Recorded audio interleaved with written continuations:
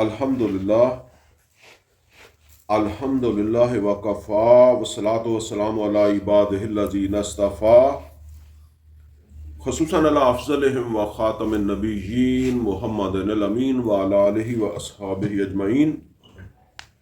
اعوذ باللہ من الشیطان الرجیم. بسم اللہ الرحمن الرحیم.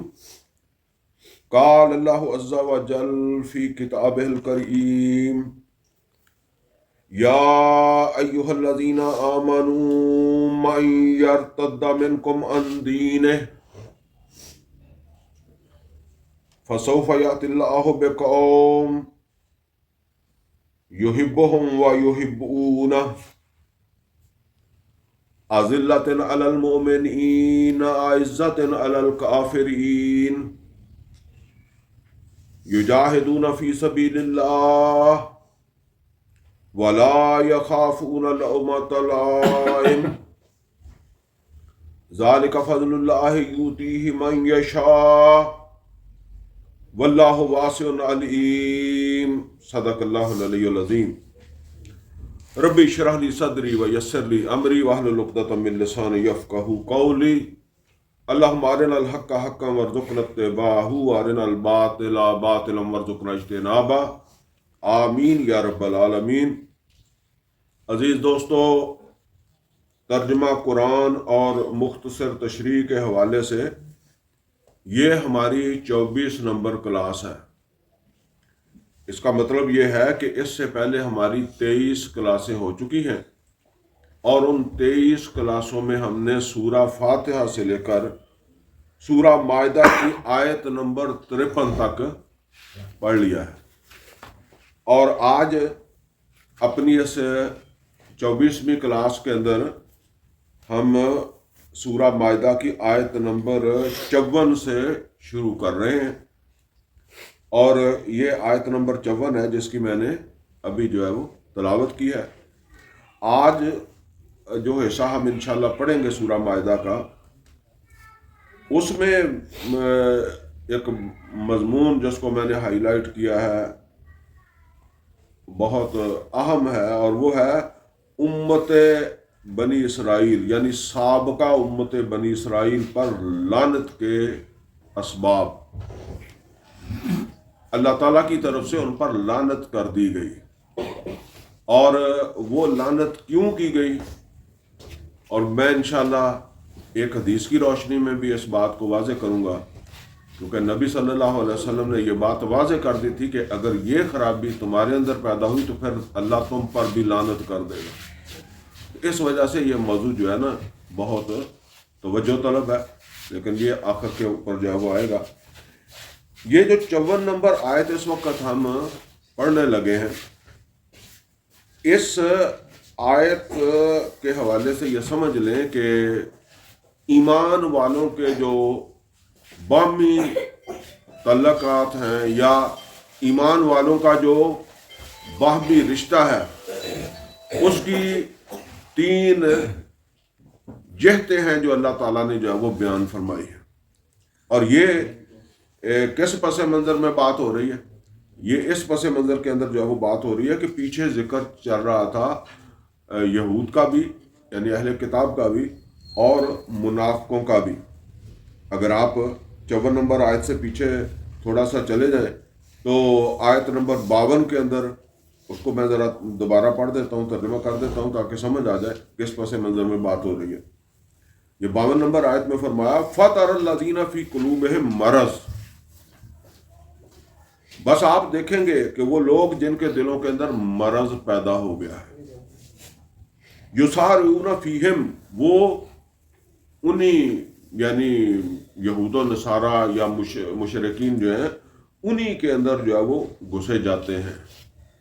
ان کے ساتھ تعلقات، محبت جو ہے وہ برقرار ہے ایمان کے بعد بھی، یعنی مسلمان ہونے کے بعد بھی ان کے ساتھ محبت برقرار ہے. یقولون نخشی ان تصیبنا دائرہ، اور وہ کہتے ہیں کہ ہم ڈرتے ہیں گردش زمانہ سے. جیسے کہتے ہیں کہ جو ہے نا وہ حالات ہر وقت ایک جیسے نہیں رہتے. اگر بالفرض ابھی مسلمانوں کا تھوڑا پلڑا باری ہے. یہ جب یہ آیتیں نازل ہو رہی ہیں اس وقت کو بالکل واضح مسلمانوں کو جو ہے وہ اس طرح کامیابی نہیں تھی. بہرحال مسلمانوں کا پلڑا بند تھا. تو لہٰذا جیسے بعض لوگ مشورہ بھی دیا کرتے ہیں کہ برے حالات کا بھی سوچ کر رکھنا چاہیے, اپس اینڈ ڈاؤن ہوتے رہتے ہیں, تو وہ یہ بات وہ کہہ رہے ہیں یقولون لخشى ان تصیبنا دائرہ, ہم اس بات کا خدشہ محسوس کرتے ہیں کہ کوئی بات پلٹ نہ جائے.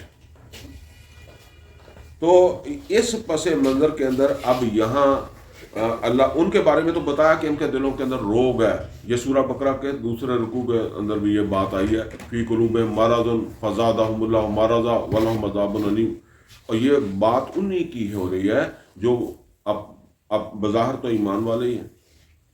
اور ایک بات اور میں آپ کو واضح کر دوں کہ یہ ایمان تو لائے ہیں لیکن غیر شعوری طور پر یہ نفاق کے اندر جو ہے وہ داخل ہو گئے. اپنے آپ کو نہیں سمجھتے, جس طرح ہم بھی نہیں سمجھتے, ٹھیک ہے نا, اپنے آپ کو نہیں سمجھتے کہ ہم اس حد تک چلے گئے, لیکن اس حد تک پہنچ چکے ہوتے ہیں. اسی لیے اللہ تعالیٰ نے فرمایا وَمِنَ النَّاسِ مَن يَقُولُ آمَنَّا بِاللَّهِ وَبِالْيَوْمِ الْآخِرِ وَمَا هُمْ بِمُؤْمِنِينَ, کہ وہ کہتے ہیں کہ ہم ایمان لائے اللہ کے اوپر اور آخرت کے اوپر, لیکن وہ ایمان والے نہیں ہیں.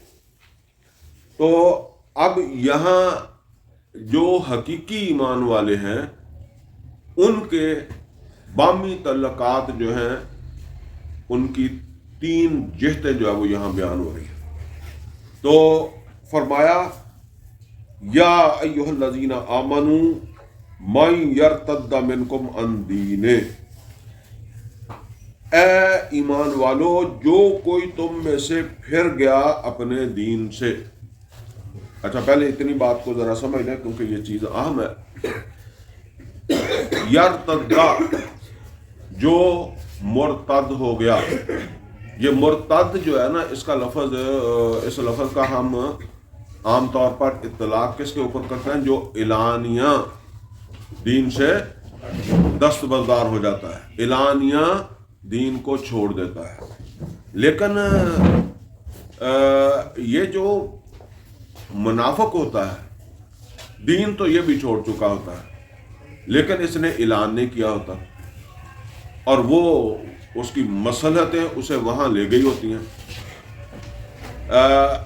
ایسے واقعات جو ہے وہ پیش آتے رہے ہیں نبی صلی اللہ علیہ وسلم کی زندگی میں بھی, اور اللہ تعالیٰ سے اس کی حفاظت ہی اللہ تعالیٰ سے مانگنی چاہیے. آپ ذرا اندازہ کریں کہ کہاں تک پہنچ کر بندہ جو ہے نا وہ گر بھی سکتا ہے.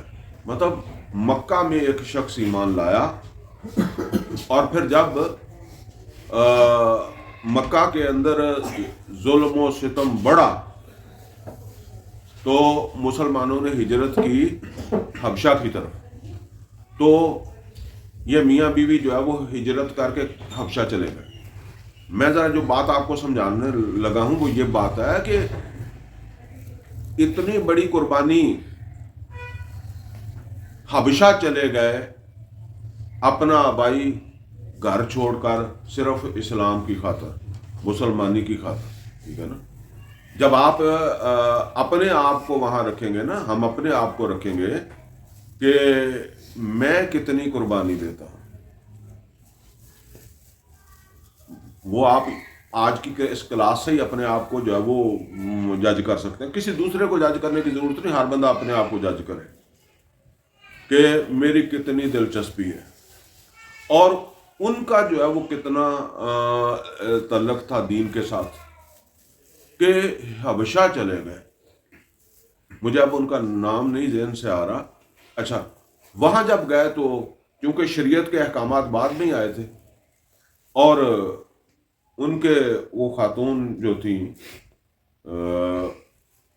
ان کا جو شوہر ساتھ ہجرت کر کے گیا تھا وہ شراب کا عادی تھا اور شراب کی حرمت کے احکامات آ گئے, لیکن اس نے شراب نہیں چھوڑی. اور اس کو یہ بعد میں جب مدینہ نبی صلی اللہ علیہ وسلم چلے گئے تھے تو پھر وہاں حبشہ سے لوگ ہجرت کر کے پھر اب مدینے آ رہے تھے, تو اس نے چونکہ ایک عادت تھی اس کی، اس وجہ سے اس نے کوئی عیسائی شراب وغیرہ پیتے تھے، انہی کے ساتھ اس نے تعلقات کر لیا اور بنا لیا اور عیسائیت ہی قبول کر لی.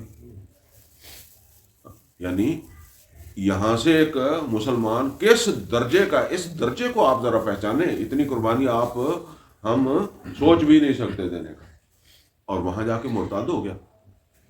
اچھا اب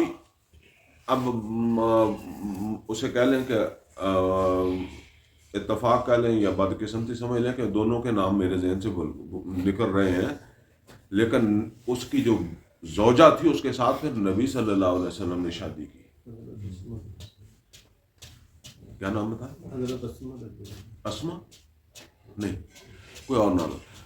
تو سلمہ تو ہو سکتا ہے، جو ہے وہ بہرحال اس وقت چھوڑ دیں کیونکہ نہیں اس کا میں بتا سکتا آپ کو. تو وہ پھر انہوں نے وہ ہجرت کر کے جو ہے وہ مدینے آئیں، اور نبی صلی اللہ علیہ وسلم نے ان کی دلجوئی کے لیے کہ یہ شروع کے اندر میرے اوپر جو ہے وہ ایمان لائی تھی، اور اس نے کتنا مطلب یہ ہے کہ اس کے ساتھ حادثہ ہوا اور پھر نبی صلی اللہ وہ ام المومنین بن گئی. لیکن میں جو بات آپ سے عرض کر رہا ہوں نا وہ یہ ہے کہ کہاں تک پہنچ کر بھی ایک بندہ مرتد ہو گیا. یہ مرتد جو ہے وہ علانیہ مرتد ہے، کوئی اس میں نہیں ہے. لیکن مرتد جو ہوتا ہے نا وہ بھی اعلان زبان سے بعد میں کرتا ہے، پہلے دل سے فیصلہ کر لیتا ہے، یا دلی طور پر وہ دین سے پیچھے ہو چکا ہوتا ہے. ٹھیک ہے نا. تو عام طور پر یہ سمجھ لیں کہ یہ جو نفاق میں مبتلا لوگ تھے وہ دلی طور پر تو دین سے پیچھے ہو گئے تھے، پیچھے ہٹ گئے تھے. ارتداد مرتد ہونے کا پیچھے ہٹنا ہی ہے نا، پیچھے ہٹ چکے تھے، اعلان نہیں کیا تھا. اور یہ اسی پس منظر میں بات ہو رہی ہے کہ وہ لوگ جو ایمان لا کر ایمان کے تقاضوں سے تو پیچھے ہٹ گئے ہیں، لیکن ابھی تک اپنے ایمان کا دعویٰ اسی طریقے سے جو ہے وہ کر رہے ہیں. ٹھیک ہے. تو اب اس کو پڑھیں. فرمایا اس کے دونوں مفہوم ہیں، اعلانیہ مرتد ہو جائے یا اعلان نہ کرے، پیچھے ہٹ گئے اپنے دین سے. فَسَوْفَ يَأْتِ اللَّهُ بِقَوْمٍ، تو جلدی ہی اللہ تعالیٰ جو ہے وہ ایسی قوم کو لے آئے گا، ایسے لوگوں کو لے آئے گا. اب ذرا یہ دیکھیں کتنی بڑی تمغی ہے. اللہ کا کام تمہاری وجہ سے نہیں رکا ہوا. کوئی بندہ یہ سمجھ لے کہ پتہ نہیں میں ہی اٹھائے پھر رہا ہوں، نہیں. ٹھیک ہے نا. یہ تو اسے خوش ہونا چاہیے کہ اللہ تعالیٰ نے مجھے اعزاز بخشا ہے، مجھے یہ عزت اللہ نے دے دی ہے، موقع دے دیا ہے اور میں کر رہا ہوں. تو فرمایا کہ اگر نہیں کرو گے تو کیا، پیچھے ہٹو گے تو اللہ کا کام تمہاری وجہ سے نہیں رکتا، یہ تو سمجھ لو. فَسَوْفَ يَأْتِ اللَّهُ بِقَوْمٍ، اللہ ایسے لوگ لے آئے گا. اب آ رہی ہیں وہ جہتیں. پہلی بات کیا ہے؟ يُحِبُّهُمْ وَيُحِبُّونَهُ.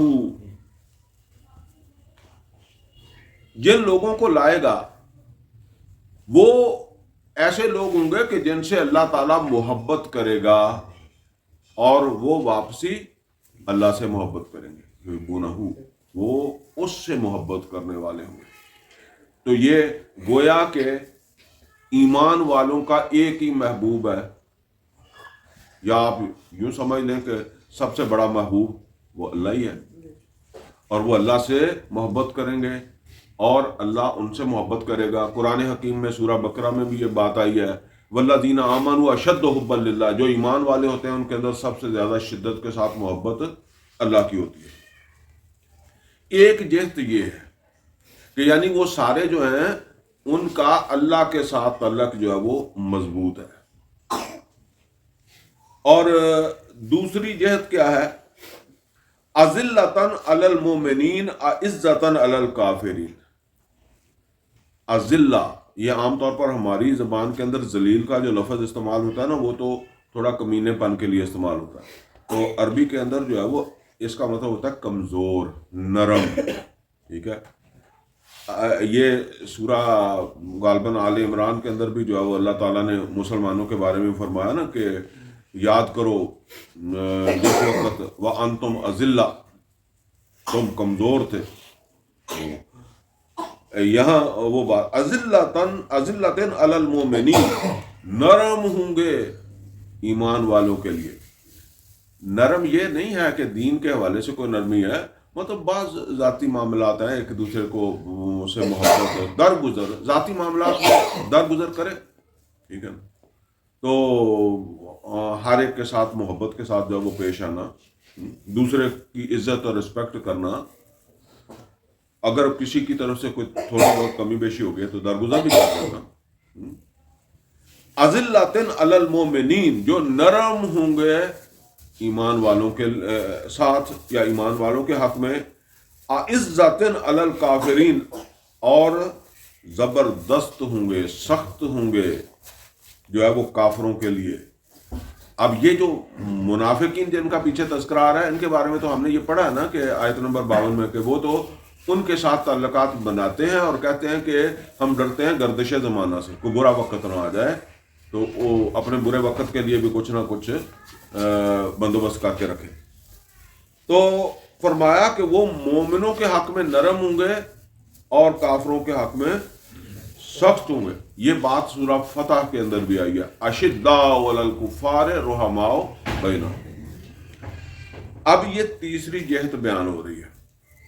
دو تو یہ ہے کہ مسلمانوں کا، ایمان والوں کا آپس کے اندر جو تعلق ہے، ٹھیک ہے نا، اور پہلی جہت میں اللہ کے ساتھ ان کا جو ہے وہ تعلق ہے. تو یہاں اب تیسری جہت بیان ہو رہی ہے، یجاہدون فی سبیل اللہ. یہ سب اللہ کے راستے میں جہاد کرنے والے ہوں گے. تو اب یہ سارا مطلب اللہ کے ساتھ تعلق کا حاصل کیا ہے اور بامی محبت کا حاصل کیا ہے کہ یہ مل کر جہاد کرتے ہیں. تو اگر جہاد جو ہے اس کا کوئی تصور ہی نہ ہو، جیسے میں پہلے بھی عرض کرتا رہتا ہوں کہ ہم عام طور پر جہاد اور قتال کو برابر سمجھتے ہیں. جہاد ہر پیغمبر نے کیا ہے، اور جہاد تو یوں سمجھ لیں کہ ایمان کے ساتھ ہی شروع ہو جاتا ہے، ایک جد و جہد، ٹھیک ہے نا. اور جد و جہد کبھی ان حالات تک پہنچتی ہے جہاں جا کر پھر قتال کی صورت بنتی ہے، اور کبھی نہیں پہنچتی. قرآن کریم میں بہت سارے پیغمبروں کو ہم نے ان کا تذکرہ پڑھتے ہیں. بڑا مقام ہے، ابراہیم علیہ السلام نے کوئی قتال کیا ہے؟ نہیں کیا. اسی طریقے سے نوح علیہ السلام نے نہیں کیا، شعیب علیہ السلام نے نہیں کیا، ہود علیہ السلام نے نہیں کیا، تو صالح علیہ السلام نے نہیں کیا. تو یہ جو ہے وہ جہاد تو سارے ہی جہاد ہی میں زندگی سب نے گزاری. اور سورہ حجرات میں بھی یہ بات فرمائی ہے کہ مومن تو بس وہ ہیں، انما المؤمنون الذین آمنوا باللہ ورسولہ ثم لم یرتابوا وجاہدوا باموالہم وانفسہم فی سبیل اللہ اولئک ھم المؤمنون حقا. یہی حقیقی مومن ہے جنہوں نے جہاد کیا. تو جہاد اصل کے اندر سمجھ لیں اس جد و جہد کو کہا گیا ہے جو اللہ کے دین کی سربلندی کے لیے مکہ میں شروع ہوئی اور مدینے میں جا کر وہ قتال میں بدل گئی، اور پھر اللہ کی کبریائی جو ہے وہ قائم ہو گئی. ایک اللہ اکبر جو میں اکثر کہا کرتا ہوں کہ وہ حرم کے اندر اس وقت بھی مسلمان کہتے تھے جب وہاں 360 بت پڑے ہوئے تھے، لیکن یہ اللہ اکبر جو ہے یہ ایک آدمی جو ہے اس کا اپنا نظریہ ہے یا اپنا عقیدہ ہے، اپنی سوچ ہے، اپنی فکر ہے کہ میں اللہ کو بڑا مانتا ہوں. لیکن جب وہاں 360 بت پڑے ہوئے ہیں تو اس کے اس دعوے کی تردید ہو رہی ہے. مکہ کے اندر مشرکین آباد ہیں، حرم کے اوپر ان کا قبضہ ہے، تو گواہی کوئی نہیں ہے اس کے اس دعوے کی. جب مکہ فتح ہو گیا، عرب کے اندر جو ہے وہ اللہ کا دین غالب ہو گیا، مشرکین جو ہے ان کو جو ہے وہ نکال دیا گیا، ختم ہو گئے. تو اب جو اللہ اکبر ہے اس کا بالکل مختلف مفہوم ہے. اب کوئی حرم کے اندر کہہ رہا ہے نا اللہ اکبر، تو پورا حرم اس بات کا گواہ ہے، پورا مکہ بلکہ پورا عرب اس بات کا گواہ ہے کہ ہاں اللہ کا کوئی جو ہے وہ شریک موجود نہیں ہے۔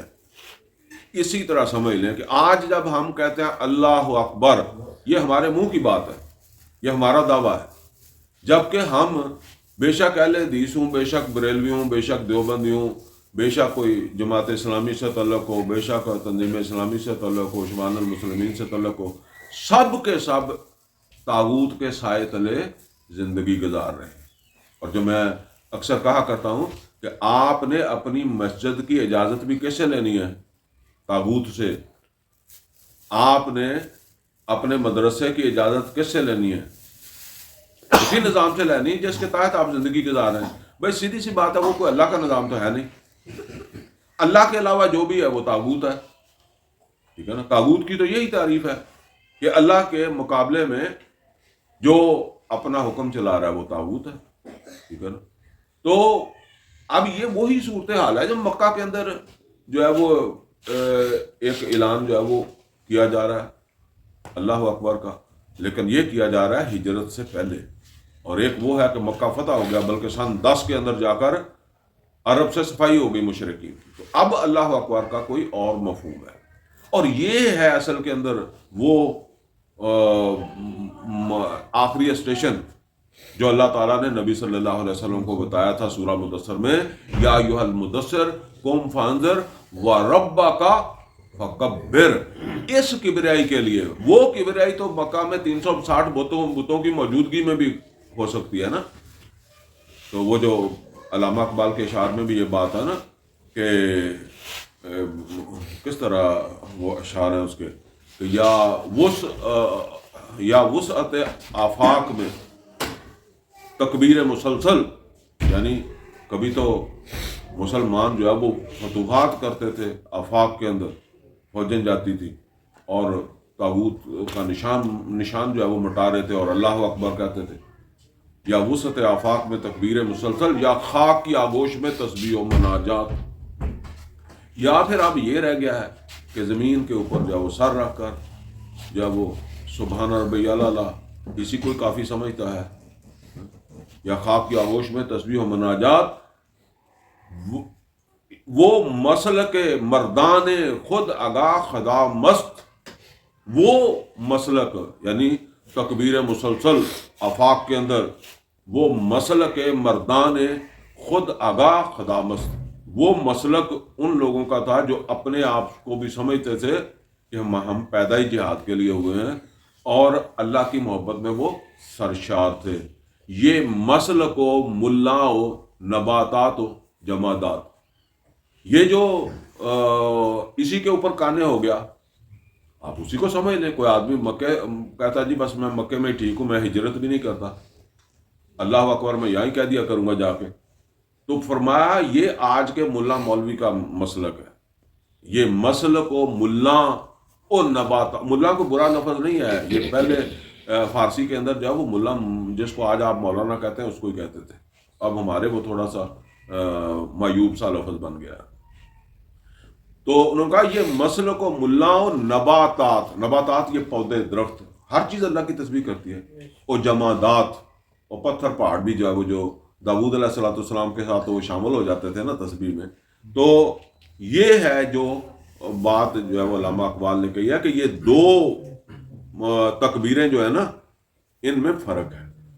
تو بہرحال یہاں اسی کی بات ہو رہی ہے، یجاہدون فی سبیل اللہ، وہ سب جہاد کریں گے اللہ تعالیٰ کے راستے، ولا یخافون لومۃ لائم، اور کسی کی پرواہ نہیں کریں گے۔ اصل میں آپ اس بات کو سمجھ لیں، یہ ہم تو یہاں بیٹھ کر بات کہتے ہیں کہ اللہ کے سوا جو ہے نا وہ غیر اللہ جو ہے نا اس کی حاکمیت طاغوت ہے۔ یہ بڑے سے بڑے مولوی بھی جا کر جو ہے نا وہ ٹی وی پر نہیں کہہ سکتے، یا بڑے بڑے جو وہاں اس طرح بیٹھے ہوں، یا آپ سمجھیں کہ آپ کا کوئی حاکم جو ہے وہ جا کر ٹرمپ کے ساتھ بیٹھ کر جو ہے وہ یہ بات کر لے، ٹھیک ہے نا۔ حالات نہیں ہیں، یہ ہے لومۃ لائم، ٹھیک ہے نا۔ کسی کی سرزنش، کسی کا ڈر، کسی کی ملامت، اور اسی لیے وہ ہمارے جیسوں کو تو وہ پھر کہہ دیتے ہیں نا کہ یہ جاہل ہے، انہوں نے کیڑا پتا ہے، ان کو پتہ ہی نہیں ہے دنیا کہاں بستی ہے، انہوں نے کون سا دنیا میں رہنا ہے، یہ تو بس اپنی اسی طرح کی مجلسوں کے اندر باتیں کر لیں گے، اس سے زیادہ کام ان کا ہے بھی نہیں. تو یہ تو آج اب ہمارے وہ مسلک بھی ان پر نہیں بات کرتے، نہیں کرتے. ذالک فضل اللہ یؤتیہ من یشاء، یہ اللہ تعالیٰ کا فضل ہے اور جس کو چاہتا ہے عطا کرتا ہے. یعنی جس کو بھی اللہ تعالیٰ نے یہاں تک پہنچا دیا کہ اس کی محبت اللہ کے ساتھ ہو گئی، اور مسلمانوں کے ساتھ، دوسرے ایمان والوں کے ساتھ اس کا جو ہے وہ تعلق جو ہے وہ نرمی کا، شفقت کا، محبت کا بن گیا، اور اللہ کے راستے کے اندر وہ جہاد کرنے لگ گئے، تو وہ سمجھے کہ اللہ کا ہمارے اوپر بہت بڑا فضل ہے جو اللہ نے ہمارے اوپر کر دیا. اور اللہ جس کو چاہتا ہے اپنے فضل میں سے عطا کر دیتا ہے. تم بد قسمت ہو.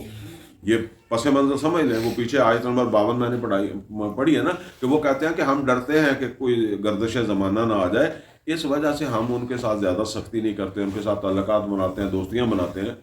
تو فرمایا کہ یہ تو اللہ کا فضل ہے، اللہ جس پر کر دے، لیکن تم بد قسمت وہ ہو کہ جو کلمہ پڑھ کے مسلمان ہو کے بھی اس سے جو ہے وہ محروم مرو گے. واللہ واسع علیم، اور اللہ بڑے وسعت والا ہے اور علم والا ہے. یعنی اللہ کے پاس بہت کچھ ہے اور اس کے پاس علم بھی ہے، اور ایسے بندے اس کو معلوم بھی ہیں کون ہے. انما ولیکم اللہ ورسولہ، بے شک مسلمانوں، ایمان والو، یہ ان ایمان والوں کی بات ہو رہی ہے، تمہارا ولی، تمہارا دوست اللہ ہے اور اس کا رسول ہے. والذین آمنوا، اور ایمان والے ہیں. الذین یقیمون الصلاۃ ویؤتون الزکاۃ وہم راکعون، کون سے ایمان والے؟ اب ایمان والے تو وہ بھی ہیں جن کو کہا جا رہا ہے کہ اگر تم پیچھے ہٹے تو پھر اللہ تمہاری جگہ دوسرے لے آئے گا. فی الحال تو وہ بھی ایمان والوں میں شمار ہو رہے ہیں نا. فرمایا جو نماز قائم کریں گے، زکوٰۃ ادا کریں گے، اور وہم راکعون، اور اب دیکھیں نماز کا ذکر تو آ گیا نا پیچھے، تو ایسی نماز تو آپ نے کبھی نہیں دیکھی کہ کسی نے پڑھی اور رکوع نہ کیا ہو، تو رکوع کا اللہ کا ذکر ہے. اصل میں رکوع کہتا ہے جھکنے کو، تو وہ جھکنے والے ہوں گے، بچھنے والے ہوں گے. مطلب یہ ہے کہ اللہ تعالیٰ کے بنیادی دو ہی احکامات ہیں نا، مال خرچ کرنا ہے، جان لگانی ہے. تو جان نماز سے شروع ہو گئی ہے اللہ کے راستے پہ، اور مال جو ہے وہ زکوٰۃ سے شروع ہو گیا، اور آگے پھر جتنا بھی لگنا ہے پھر تو وہ جہاد میں تو وہ نوبت بھی آ سکتی ہے. اگر نبی صلی اللہ علیہ وسلم نے یہ مثال قائم نہ کی ہوتی تو پھر ہم کہہ سکتے تھے. نبی صلی اللہ علیہ وسلم نے کہا کہ جو جتنا لا سکتا ہے لے کر آئے، اور نبی صلی اللہ علیہ وسلم نے اس کی بھی وصول کی جو خود زکوٰۃ کا حقدار تھا. ابو عقیل انصاری کچھ نہیں تھا ان کے پاس، وہ 2-3 کلو کھجوریں لے کر آئے تھے، تو وہ نبی صلی اللہ علیہ وسلم نے وہ بھی رکھ لی تھی اس جنگ کے لیے، غزوہ تبوک کے لیے، وہ بھی جو وہ رکھ لی تھی.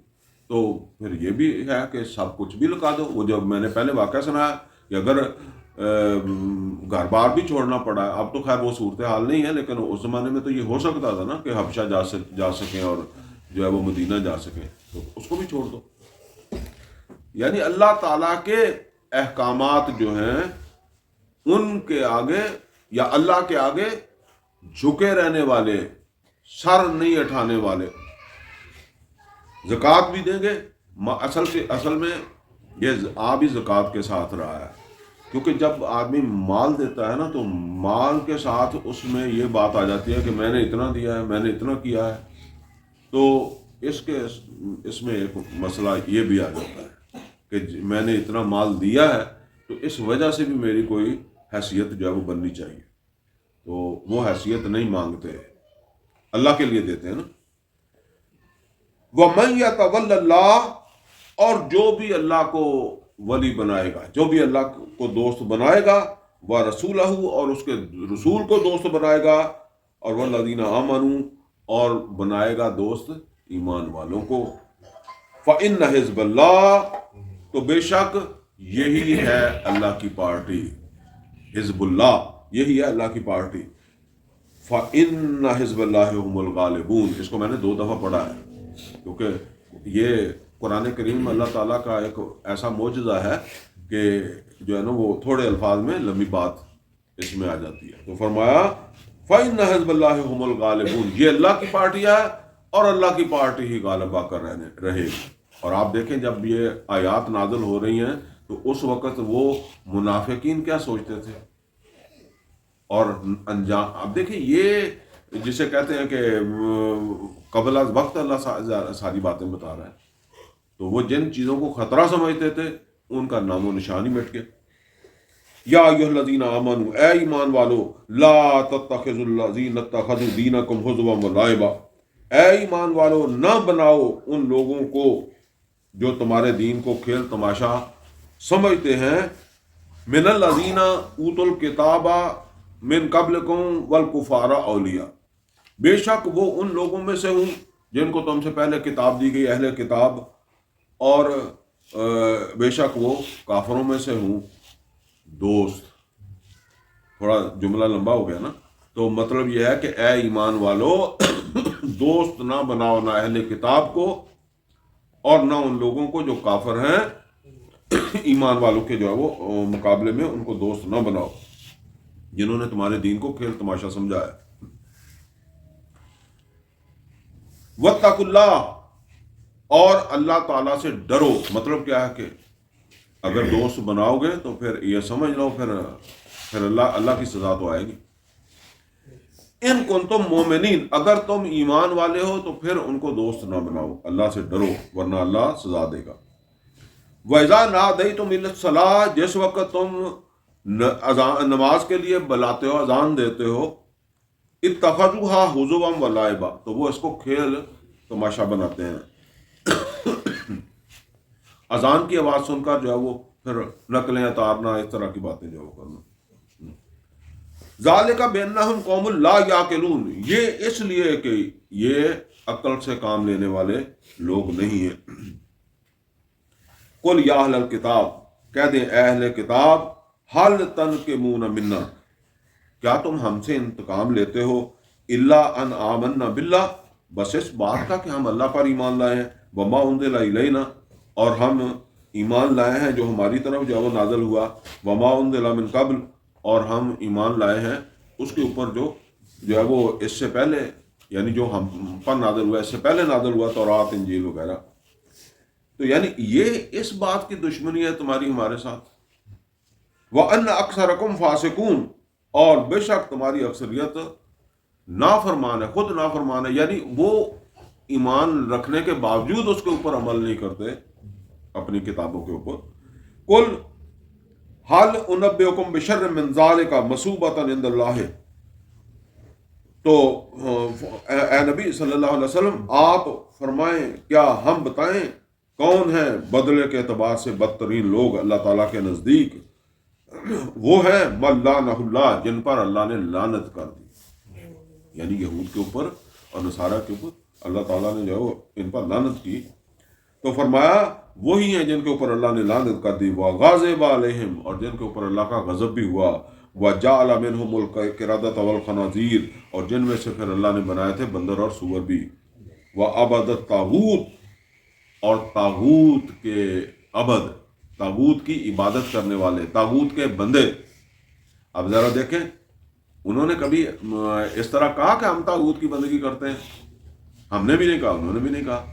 تو بات یہ ہے کہ جس طرح لا الہ الا اللہ، اللہ کے سوا کوئی اور الہ نہیں ہے، اسی طرح ہی اللہ تعالیٰ نے فرمایا نا وَمَن یکفر بالطاغوت ویؤمن باللہ، جو پہلے طاغوت کا کفر کرے گا پھر اللہ پر ایمان لائے گا، فقد استمسک بالعروۃ الوثقی، وہ ہے جس کا ہاتھ مضبوط کنڈے کو پڑا، لا انفصام لہا، اب یہ اس سے ٹوٹنے چھوٹنے والا نہیں ہے۔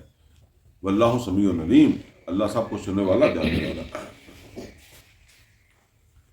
اولئک شر مکانہ، یہی ہیں جو بہت برے درجے کے لوگ ہیں۔ وَأَضَلُّ عَنْ سَوَاءِ السَّبِيلِ، اور بھٹک گئے سیدھے رستے سے، ظاہر ہے سیدھے رستے پر آنے کے بعد بھٹک گئے۔ یہ زیادہ جو ہے وہ ٹریجڈی ہے کہ انسان قریب آ کر جو ہے وہ محروم رہ جائے. قسمت کی خوبی دیکھیے ٹوٹی کہاں کمند، 2-4 ہاتھ جب کہ لبے بام رہ گیا. چلو ایک آدمی دور ہی تھا تو دور ہی رہا، مر گیا، اور ایک قریب آ کے مر گیا، جیسے کہتے ہیں کہ کنویں کے پاس پیاسا مر گیا. وَإِذَا جَاءُوكُمْ قَالُوا آمَنَّا، اور جب یہ آپ کے پاس آتے ہیں تو یہ کہتے ہیں کہ ہم ایمان والے. اب یہ وہ منافقین بھی ہیں، اور اسی کے اندر وہ یہود و نصارہ بھی جب آ جاتے تھے، خاص طور پر یہود، تو وہ کہتے تھے ایمان تو ہم اللہ پر رکھتے ہی ہیں نا. وَقَدْ دَخَلُوا بِالْكُفْرِ وَهُمْ خَرَجُوا بِهِ، اور یہ کفر ہی کے ساتھ داخل ہوئے اور کفر ہی سے جو ہے وہ نکل گئے. ویسے ایک آیت جو ہے وہ سورہ آل عمران کے اندر 72 نمبر آیت آئی ہے، وہاں تو اس معنی میں آئی ہے کہ اہل کتاب نے مشورہ کر کے کچھ لوگوں کو نبی صلی اللہ علیہ وسلم کے پاس بھیجا تھا کہ جاؤ اور ایمان لے آؤ اور شام کو کفر کر دینا. وقالت طائفة من اہل الکتاب آمنوا بالذی انزل علی الذین آمنوا وجہ النہار واکفروا آخرہ. جاؤ جا کر دن چڑھے جا کر جاؤ محمد رسول اللہ صلی اللہ علیہ وسلم کے پاس کیا کرنا، ایمان لے آنا اور شام میں انکار کر دینا. لعلہم یرجعون، ممکن ہے کوئی بندے تمہارے ساتھ وہاں سے آ جائیں. وہ میں کہا کرتا ہوں کہ بعض اوقات بندہ مجلس چھوڑنا چاہتا ہے لیکن کچھ ماحول مولوی صاحب نے ایسا بنایا ہوتا ہے کہ بندہ اٹھے تو اس کو لگتا ہے کہ لوگ سمجھیں گے یہ منافق ہے، تو وہ اٹھ نہیں سکتا. لیکن پھر کوئی نہ کوئی حوصلہ کر کے جو ہے نا وہ کہتا ہے ہون دے جو منافق کی بڑھنا تو بڑھنا میں چل رہا. اور پھر 1-2-4 پیچھے آپ نے دیکھا ہوگا پھر 25-30 اکٹھے ہی اٹھتے ہیں اس مجلس میں سے. تو وہ اس طرح ان کا بھی یہ خیال تھا کہ محمد رسول اللہ صلی اللہ علیہ وسلم کے اوپر ایمان لانے والوں میں کچھ سوچتے ہوں گے لیکن ان کو کسی کی آڑ نہیں مل رہی ہوگی، تو ہم آئیں گے تو ایک وہ جیسے کہتے ہیں مثال بن جائے گی، وہ بھی آ جائیں گے پیچھے. تو یہ اسی طرح کے لوگوں کی بات ہو رہی ہے کہ وہ آئے بھی کفر کے ساتھ ہی. ظاہر ہے وہ تو جانے کے لیے آئے تھے تو وہ تو شعوری طور پر منافق ہی تھے، لیکن ظاہراً تو انہوں نے کلمہ پڑھا. تو فرمایا آئے بھی کفر کے ساتھ اور گئے بھی کفر کے ساتھ. واللہ اعلم بما كانوا یکتمون، اور اللہ کو تو معلوم ہے جو وہ چھپاتے ہیں. یعنی چھپایا انہوں نے کیا تھا، اپنا کفر چھپایا ہوا تھا نا. وَتَرَى كَثِيرًا مِّنْهُمْ يُسَارِعُونَ فِي الْإِثْمِ، آپ دیکھیں گے کہ ان میں سے اکثر ایسے ہیں کہ جو بہت جلد گناہ میں مبتلا ہو جاتے ہیں. اس کے ساتھ ساتھ ہم اپنے آپ کو بھی دیکھیں کہ ہم کتنی جلدی گناہ میں مبتلا ہوتے ہیں. نماز پڑھ کے جا کر دکان کے اوپر بیٹھ کر، نوکری کے اوپر بیٹھ کے جا کر کسی بھی جگہ ذرا بندہ اپنے آپ کو جو وہ دیکھے نا کتنی دیر لگی ہے. یہاں تو اللہ کے ساتھ جو ہے وہ کیا کیا وعدے کر کے گیا اور کتنی دیر لگی ہے اپنے اس وعدے سے دستبردار ہونے میں. فرمایا وَتَرَى كَثِيرًا مِّنْهُمْ يُسَارِعُونَ فِي الْإِثْمِ، تم دیکھو گے ان میں سے بہت ساروں کو کہ وہ بہت جلد جو ہے وہ گناہ میں مبتلا ہو جاتے ہیں. وَالْعُدْوَانِ، سرکشی میں مبتلا ہو جاتے ہیں. وَأَكْلِهِمُ السُّحْتِ، حرام خوری میں جا پڑتے ہیں. یعنی کیا ایمان والے کو تو دیر ہی نہیں لگی، یعنی کو سوچا ہی نہیں، واضح حرام کھانے لگ گئے. لَبِئْسَ مَا كَانُوا يَعْمَلُونَ، اور بہت برا ہے جو وہ عمل کرتے ہیں. اب ویسے آپ غور کریں، آج کل ہمارے ہاں رشوت چلتی ہے اور بہت سارے کام چلتے ہیں، بینکوں میں سود چلتا ہے اور معاملات ہیں. وہ لوگ ساتھ جو ہے وہ نمازیں بھی پڑھتے ہیں، ساتھ عمرے بھی کر لیتے ہیں اور عبادات بھی کر لیتے ہیں، اللہ کو بھی یاد کر لیتے ہیں، ٹھیک ہے نا، ساتھ یہ بھی چل رہا ہوتا ہے. تو یہی ہے نا کہ بہت کوئی دیر ہی نہیں لگتی کہ گناہ کے اندر جب وہ مبتلا ہوگا. لولا ينهاهم الربانيون والاحبار عن قولهم الاسم، اب یہاں ہے ان کے علماء کی ذمہ داری. فرمایا کیوں نہیں روکا ان کو، منع کیا ان کے اللہ والوں نے، ربانیون رب والے، اللہ والے جسے ہم کہتے ہیں، والاحبار اور ان کے علماء نے، عن قولهم الاسم ان کے ان گناہ کی باتوں سے ان کو کیوں نہیں روکا. اللہ تعالیٰ کہتا ہے وَأَكْلِهِمُ السُّحْتِ، اور ان کو حرام خوریوں سے کیوں نہیں روکا؟ آج کیا آپ سمجھتے ہیں کہ ہمارے معاشرے کے اندر کون روک رہا ہے؟ کوئی نہیں روکتا۔ کبھی آپ نے دیکھا کہ غلہ منڈی کے اندر جا کر جو ہے وہ کوئی تبلیغ ہو رہی ہو کہ بھئی یہ جو جہاں کام ہو رہا ہے یہ چھوڑو، غلط ہے، ٹھیک ہے نا؟ کوئی نہیں ہے، کہاں ہوتا؟ کوئی کبھی کسی جہاں ناپ تول میں کمی ہو رہی ہوتی ہے وہاں کبھی کوئی تبلیغ کرنے گیا؟ تبلیغ ایسی چیز کی جو کی تھی شعیب علیہ السلام۔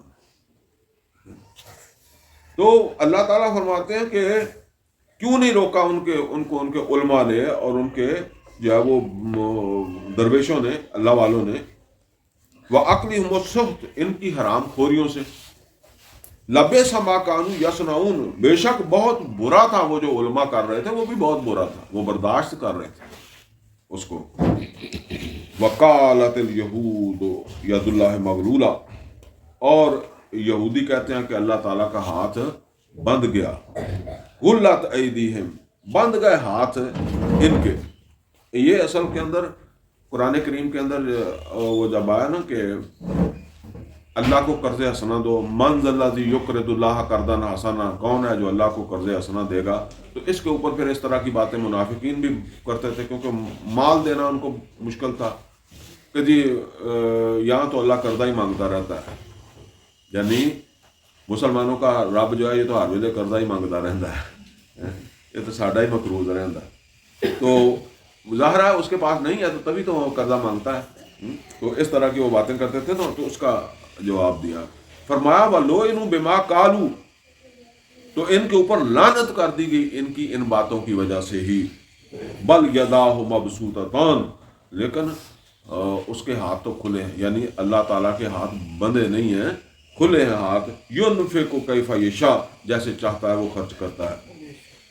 وَلَا يَزِيدَنَّ كَثِيرًا مِّنْهُمْ مَا أُنزِلَ إِلَيْكَ مِن رَّبِّكَ طُغْيَانًا وَكُفْرًا، اور ضرور برضرور جو ہے وہ ان کا کفر جو ہے اور سرکشی جو ہے یہ بڑھے گی اس چیز کی وجہ سے جو آپ کے اوپر جو ہے وہ نازل ہوئی ہے، یعنی جب آپ اے محمد صلی اللہ علیہ وسلم، یہ جو ہم نے آپ کے اوپر یہ بات نازل کیا نا کہ بھئی یہ جو کہتے ہیں اس کی وجہ سے ان کے اوپر لعنت ہو کر دی گئی ہے، اور یہ جو ہے وہ ان حرام کھاتے ہیں، جھوٹ بولتے ہیں، اور ان کے علماء ان کو روکتے نہیں ہیں، تو اس سے ان کا غصہ اور بڑھے گا، کیونکہ یہ تنقید ان کے اوپر ہے نا۔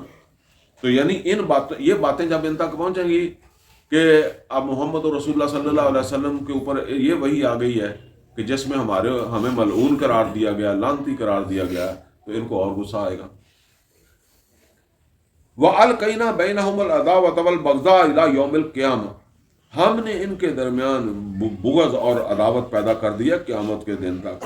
یہ جس طرح ہمارے بہت فرقے گروہ بن گئے نا، یہودیوں کے بھی بہت فرقے گروہ جو ہے نا وہ بن گئے، اس وقت ہی بن گئے تھے، اب پتہ نہیں کتنے ہوں گے۔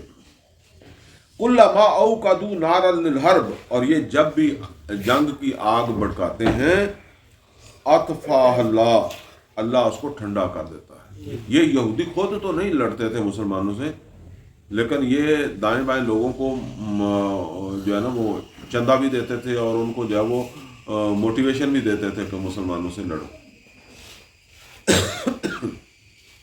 وَيَسْعَوْنَ فِي الْأَرْضِ فَسَادًا، اور یہ بڑی تگ و دو کرتے ہیں زمین کے اوپر فساد کرنے کے لیے۔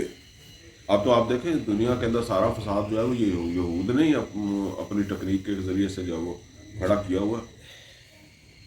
وَاللَّهُ لَا يُحِبُّ الْمُفْسِدِينَ، اور یہ کیسے اللہ والے ہیں کہ اللہ تعالیٰ کو فساد کرنے والوں سے کوئی محبت نہیں ہے، اللہ ان کو پسند نہیں کرتا۔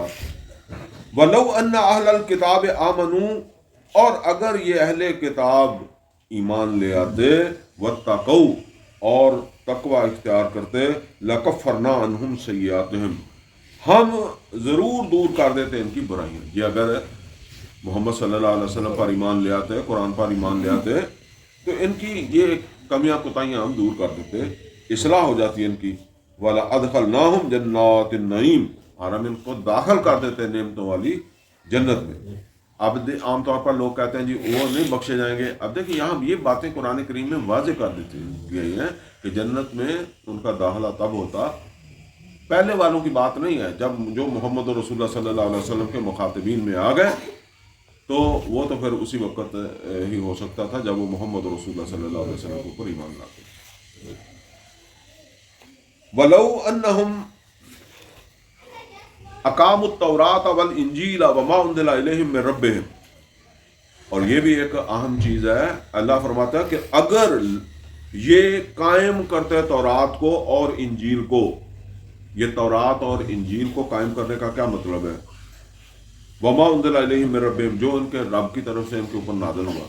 یہ تورات اور انجیل کو قائم کرنے کا مطلب یہ ہے تورات اور انجیل کا نظام قائم کرتے ہیں.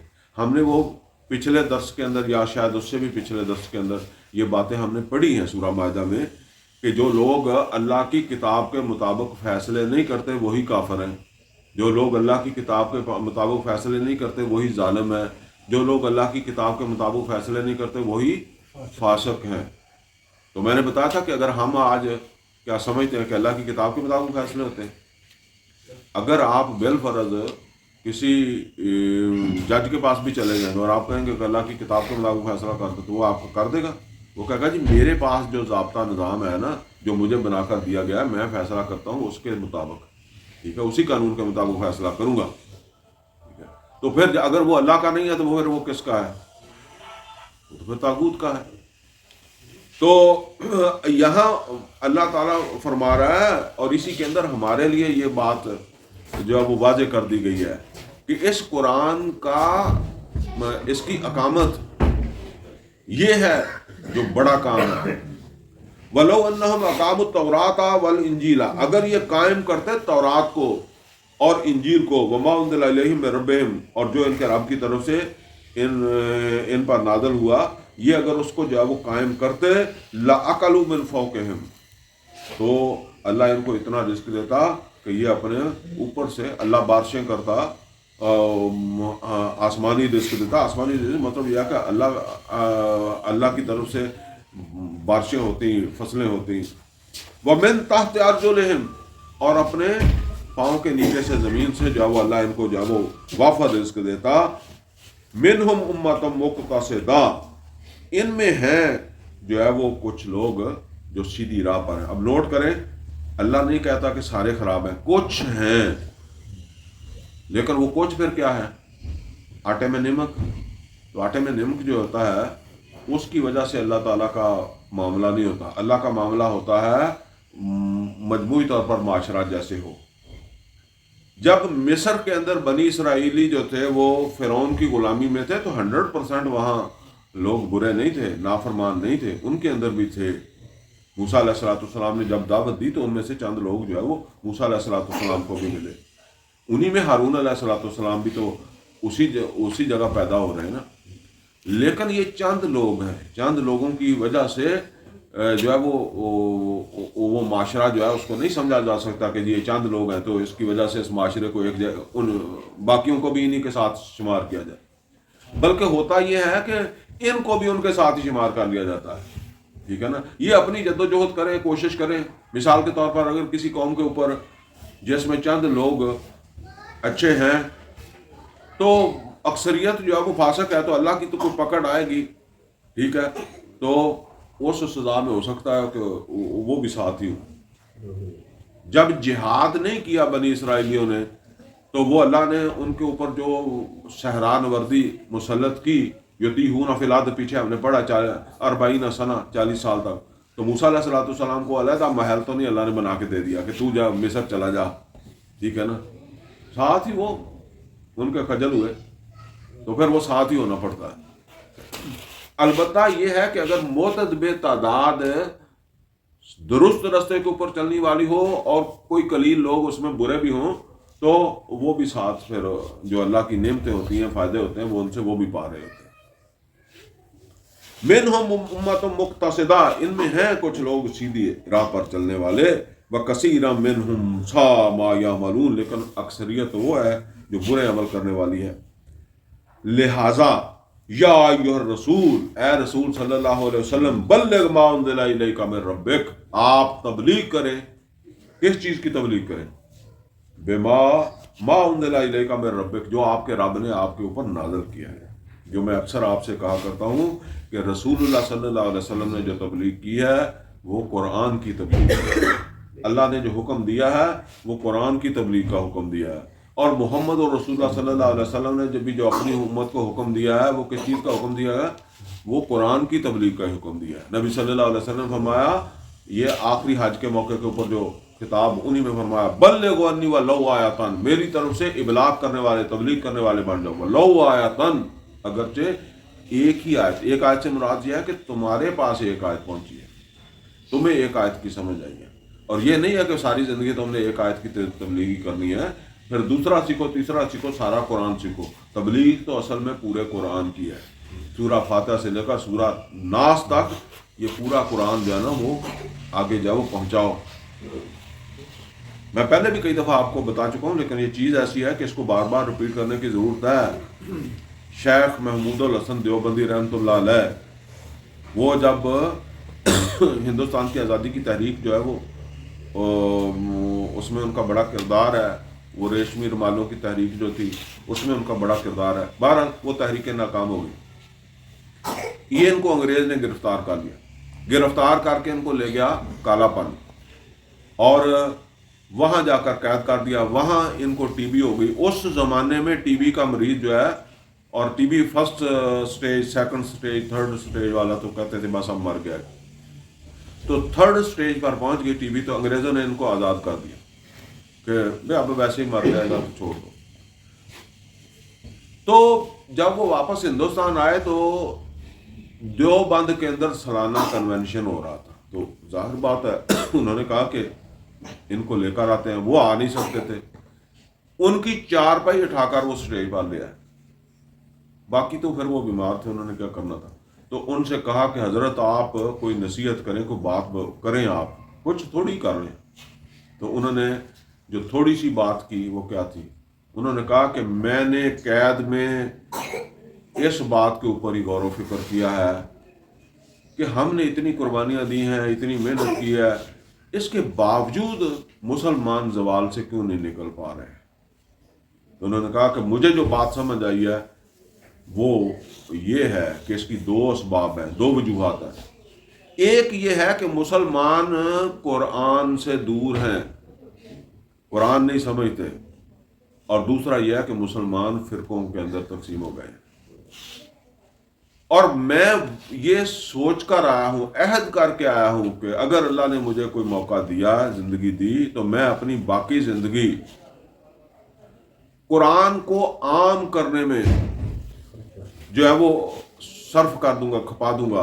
اور یہ فرقہ واریت جو ہے، ان کی حوصلہ شکنی جو ہے اس کے اندر جو ہے میں اپنے آپ کو جو ہے وہ باقی میری زندگی کا مقصد یہی ہوگا. اور اس کے لیے انہوں نے کہا کہ اس کے لیے عوامی درس قرآن ہونے چاہیے. دیکھیں ہمارے عام طور پر ہم کہتے ہیں جی پھر جائیں جی مدرسے کے اندر، وہاں داخلہ لیں. سارے بندے تو داخلہ نہیں لے سکتے. کیا محمد اور رسول اللہ صلی اللہ علیہ وسلم جو ایمان لاتا تھا اس کو کہتے ہیں فلانا مدرسے میں چلے جاؤ، وہاں قرآن سیکھو، پھر آؤ گے تم؟ نہیں، ایسے سیدھا سیدھا ہی سیکھتے تھے.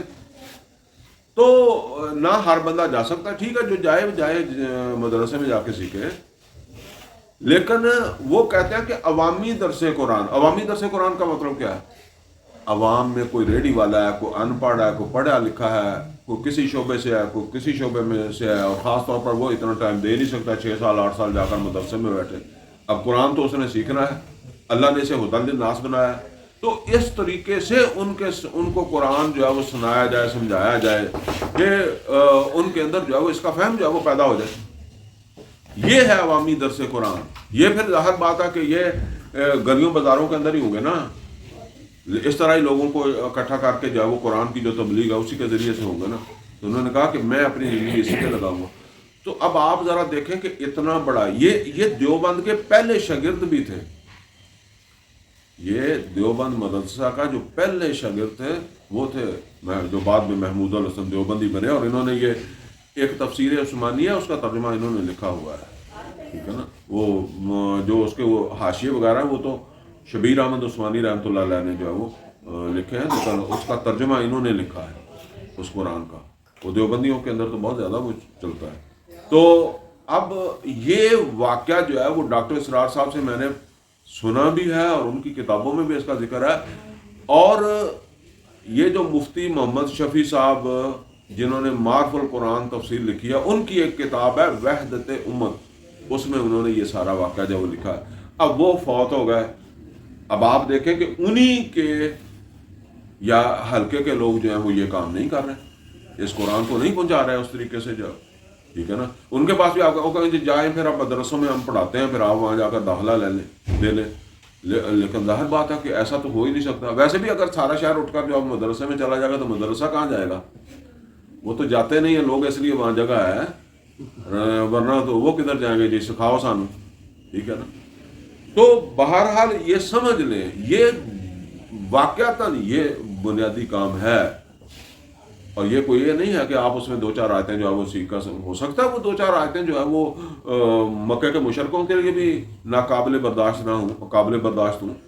مکے والوں نے بھی تو یہی کہا تھا نا کہ ترمیم شدہ قرآن جو ہے وہ ہم قبول کر لیں گے.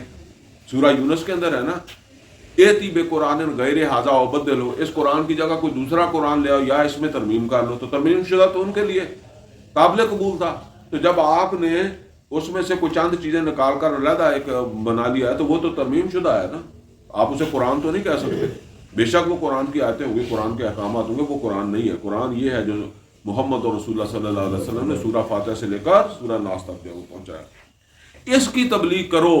یعنی اب سمجھ آئی کہ یہ آیت کہاں آ رہی ہے؟ آیت آ رہی ہے کہ یہ یہودی جو ہے یہ اور بھڑکیں گے، یہ منافقین جو ہیں ان کے اوپر تبصرہ کرنے کے بعد اب اللہ تعالیٰ فرما رہا ہے کہ ان کو بھڑکنے دو، ان کو ناراض ہونے دو. آپ کیا کرو؟ یا ایھا الرسول، اے رسول صلی اللہ علیہ وسلم، بلغ ما انزل الیک من ربک، آپ ابلاغ کرتے جائیں، تبلیغ کرتے جائیں. کس چیز کی تبلیغ کریں؟ ما انزل الیک من ربک، جو آپ کے رب نے آپ کی طرف نازل کیا یہ قرآن. وَإِن لَّمْ تَفْعَلْ، اگر آپ نے یہ فعل نہ کیا، ذرا نوٹ کر لیں، یعنی اس قرآن کو آگے نہ پہنچایا، فَإِن لَّمْ تَفْعَلْ یہی ہے، اس کی تبلیغ نہ کی تو کیا ہوگا؟ فَمَا بَلَّغْتَ رِسَالَتَهُ، تو آپ نے رسالت والا کام تو کیا ہی نہیں ہے. رسالت کی جو ڈیوٹی تھی وہ تو ہوئی نہیں. پھر رسول ہم نے آپ کو ایسے تو نہیں بنایا تھا، ہم نے تو اسی کو آگے پہنچانے کے لیے رسول بنایا نا. اگر اللہ محمد اور رسول اللہ صلی اللہ علیہ وسلم کو یہ فرما رہا ہے کہ اگر آپ نے اس قرآن کی تبلیغ نہیں کی تو فما بلغتا رسالتا، تو آپ نے رسول والا کام نہیں کیا، تو پھر امتی نے بغیر اس قرآن کی تبلیغ کے پھر امتی والا کام کیسے کر لیا؟ امتی نے تو وہی کرنا ہے جو محمد اور رسول اللہ صلی اللہ علیہ وسلم نے جو وہ کرنا ہے. فما بلغت رسالتا واللہ یعصمک من الناس، لوگوں کی پرواہ نہ کریں. یہاں آپ دیکھیں واللہ یعصمک من الناس، اللہ آپ کی عزت و عصمت کی حفاظت کرے گا لوگوں سے. کیونکہ لوگ وہاں، آج ہم یہ کہیں کہ جی یہ کام بڑا مشکل ہے، لوگ مخالفت کرتے ہیں، حکومت مخالفت کرے گی، فلاں مخالفت کرے گا، تو اس وقت اللہ فرما رہا ہے کہ اللہ آپ کی عزت و عصمت کی حفاظت کرے گا. یہ بہت پاپی لوگ ہیں جن کو آپ نے تبلیغ کرنی ہے، یہ بہت دشمن لوگ ہیں جن کو آپ نے تبلیغ کرنی ہے، یہ کچھ بھی کر سکتے ہیں. واللہ یعصمک من الناس، لوگوں میں سے جس کو یہ تکلیف دے گی، جو اس تبلیغ کو پسند نہیں کرے گا، وہ آپ کی عزت و عصمت کے اوپر حملہ کرنے کی کوشش کرے گا، تو کیا کرے گا؟ اللہ آپ کی حفاظت کرے گا. اللہ پر آپ بھروسہ کریں. ان اللہ لا یہدی القوم الکافرین. اور جو آپ کی تبلیغ کے مطلب یہ ہے کہ جو آپ کی تبلیغ کے بعد بھی جو ہے وہ پھر نہیں مانتے، تو پھر اللہ ایسے لوگوں کو ہدایت نہیں دیتا. پھر آپ سمجھ لیں کہ پھر اللہ نے ان کو محروم کر دیا. قل یا اہل الکتاب لستم علی شیء، قل اے محمد صلی اللہ علیہ وسلم کہہ دیں اے اہل کتاب لستم علی شیء، ذرا نوٹ کریں، لستم علی شیء، تم کسی چیز پر نہیں ہو، تمہاری کوئی بنیاد نہیں ہے. کیوں بنیاد نہیں ہے؟ یہ ایسے ہی ہے نا جیسے کوئی آج کے مسلمانوں تمہاری کوئی بنیاد نہیں ہے. اسی طرح کا قل یا اہل الکتاب لستم علی شیء، اے نبی صلی اللہ علیہ وسلم آپ کہہ دیں اے اہل کتاب تمہاری کوئی بنیاد نہیں ہے. تمہاری بنیاد کب بنے گی؟ حتیٰ تقیموا التوراۃ والانجیل، حتیٰ کہ تم قائم کرو تورات کو اور انجیل کو. یہ پیچھے بھی ہم نے ابھی پڑھا تھا نا، یہ آیت نمبر 66 کے اندر پڑھا تھا کہ ان سے کہیں اگر یہ تورات اور انجیل کو جب وہ قائم کرتے اور جو کچھ ہم نے نازل کیا تھا اس کا نظام قائم کرتے ہیں تو یہ ان کو اللہ رزق دیتا اوپر سے بھی اور ان کے پاؤں کے نیچے سے بھی. اب یہاں دوبارہ یہی بات آ رہی ہے، قل یا اہل الکتاب، اہل کتاب لستم علی شیء، تمہاری کوئی بنیاد نہیں ہے، تمہاری کوئی حیثیت نہیں ہے. تمہاری حیثیت تب بننی تھی حتیٰ تقیموا التوراۃ والانجیل، حتیٰ کہ تم قائم کرو تورات اور انجیل کو. تو اب مسلمانوں کی حیثیت کیسے بن جائے گی اگر قرآن قائم نہیں ہوگا؟ تو اگر قرآن کا نظام قائم نہیں ہوتا تو پھر ہمارا اپنے ہی دعوے ہیں نا، تو دعوے تو یہودیوں کے بھی تھے. وما انزل الیکم من ربکم، اور جو کچھ تمہارے رب نے تمہاری طرف نازل کیا اس کا نظام قائم کرو. ولا یزیدن کثیرا منہم ما انزل الیک من ربک طغیانا وکفرا، اور اے محمد صلی اللہ علیہ وسلم یقیناً یہ ذرا نوٹ کریں، ولا یزیدن لازمن بڑھے گا اور زیادہ ہوگا، کثیرا ولا یزیدن کثیرا منہم ما انزل الیک من ربک طغیانا وکفرا، ان کا کفر اور ان کی سرکشی اے محمد صلی اللہ علیہ وسلم جب آپ ان کو یہ تانا دیں گے کہ تم اپنی تورات اور انجیل کو جو ہے وہ قائم کرو پھر تمہاری کوئی بنیاد بنے گی، ان کا کفر اور طغیانی، ان میں سے بہت ساروں کا کفر اور طغیانی اور بڑھے گی. کوئی سمجھ آئی ہے؟ اہل حدیثاں دے جا کے تسی کہو کہ بھی کیڑے اہل حدیث ہو تسی؟ محمد اور رسول اللہ صلی اللہ علیہ وسلم نے نظام قائم کیتا سگا، بڑھے گا کہ نہیں بڑھے گا؟ دیوبندیاں دے جا کے کہو کہ قائم کیتا سی محمد اور رسول اللہ صلی اللہ علیہ وسلم نے نظام، کدی کر کے دیکھ لینا، پھر جڑا بڑھے گا انہوں دا تہاڈی گل تے انہوں نے توجہ ہی نہیں کرنی. بریلویاں دے جاؤ، اور جدھر مرضی کسی پیر دے ڈیرے تے جاؤ، اتنے جا کے کہنا کہ تم کیڑا کام لے کے بیٹھا ہے؟ محمد اور رسول اللہ صلی اللہ علیہ وسلم نے تے دین نو قائم کیتا سی، پھر تمہیں پتہ لگے گا بھٹکدا کی ہوندا ہے. محمد اور رسول اللہ صلی اللہ علیہ وسلم کو اللہ تعالیٰ یہ بتا رہا ہے کہ جب آپ ان کو یہ بات کہیں گے کہ تمہاری بنیاد تب بنے گی جب تورات اور انجیل کو قائم کرو گے، تو اے محمد صلی اللہ علیہ وسلم ان میں سے اکثریت جو ہے وہ ایک بنیاد بنانے کی طرف نہیں آئے گی، ان کی طغیانی اور سرکشی جو ہے ان میں سے اکثر کی اور بڑھے گی آپ کے خلاف، یعنی اور آپ سے ناراض ہو جائیں گے. ایسی بات کرو گے تو ناراض تو ہوں گے. آج ہم مسلمان نہیں ہوتے ناراض ہوں گے، اس لیے کہ وہ جہاں بیٹھے ہیں نا وہیں وہ پیر اپنے ڈیرے پر مطمئن ہے. مسلک والا بے شک وہ اہل حدیث ہے، دیوبندی بریلوی ہو، اپنی جگہ پر مطمئن ہے، اگلی بات تو ہے ہی نہیں. فلا تأس علی القوم الکافرین، تو پھر آپ ان پر افسوس نہ کریں. ان الذین آمنوا، بے شک وہ لوگ جو ایمان لائے، والذین ہادوا، اور وہ جو یہودی ہوئے، والصابئون، اور جو صابی ہوئے، والنصارى، اور جو نصارہ ہوئے، من آمن باللہ والیوم الآخر، جو بھی ایمان لائے اللہ پر اور آخرت کے دن پر، وعمل صالحا، اور اس نے اچھے عمل کیے، فلا خوف علیہم ولا هم یحزنون، اس کے لیے کوئی خوف نہیں ہوگا، کوئی حزن نہیں ہوگا. یہ آیت جو ہے نا جی، یہ اصل کے اندر میں وضاحت کر چکا ہوں، سورہ بقرہ کی 62 نمبر آیت ہم نے پڑھی تھی، وہاں کچھ ٹائم لگا کر میں نے اس کی وضاحت کر دی تھی. یہ تقریباً سیم آیت آ گئی ہے، اور اس سے بھی بعض لوگ دھوکہ دیتے ہیں، اس لیے میں ذرا دوبارہ تھوڑا سا کہہ رہا ہوں کہ اس کو نوٹ کر لیں. ابھی پیچھے ہم نے پڑھا کہ یہود کو کہا گیا کہ اگر یہ ایمان لاتے ٹھیک ہے تو اللہ ان کے گناہ معاف کر دیتا، ان کو جنت میں داخل کر دیتا. اب یہاں بعض وہ کجی پیدا کرنے والے جو ہے نا وہ اس کا مطلب اس طرح نکالتے ہیں کہ اللہ کہہ رہا ہے ان الذین آمنوا، بے شک جو ایمان لائے، والذین ہادوا، جو یہودی ہوئے، والصابئون، جو صابی ہوئے، والنصارى، جو نصارہ ہوئے، من آمن باللہ والیوم الآخر، جو بھی اللہ پر آخرت پر ایمان رکھتا تھا، رکھنے والا ہے، وعمل صالحا، اچھے کام کرے گا، فلا خوف علیہم ولا هم یحزنون، تو اس کے لیے نہ کوئی خوف ہوگا نہ حزن ہوگا. آپ کو سمجھ آئی کون سی چیز نہیں ہے اس میں محمد اور رسول اللہ صلی اللہ علیہ وسلم پر ایمان لانے کی بات نہیں ہے. تو وہ کہتا جی ضروری نہیں ہے محمد اور رسول اللہ صلی اللہ علیہ وسلم پر ایمان لانا، بس اچھے کام کرنے ہیں اور جو ہے نا وہ اپنے پیغمبر کی دی ہوئی ہدایت جو ہے اس کے مطابق جنت مل جائے گی.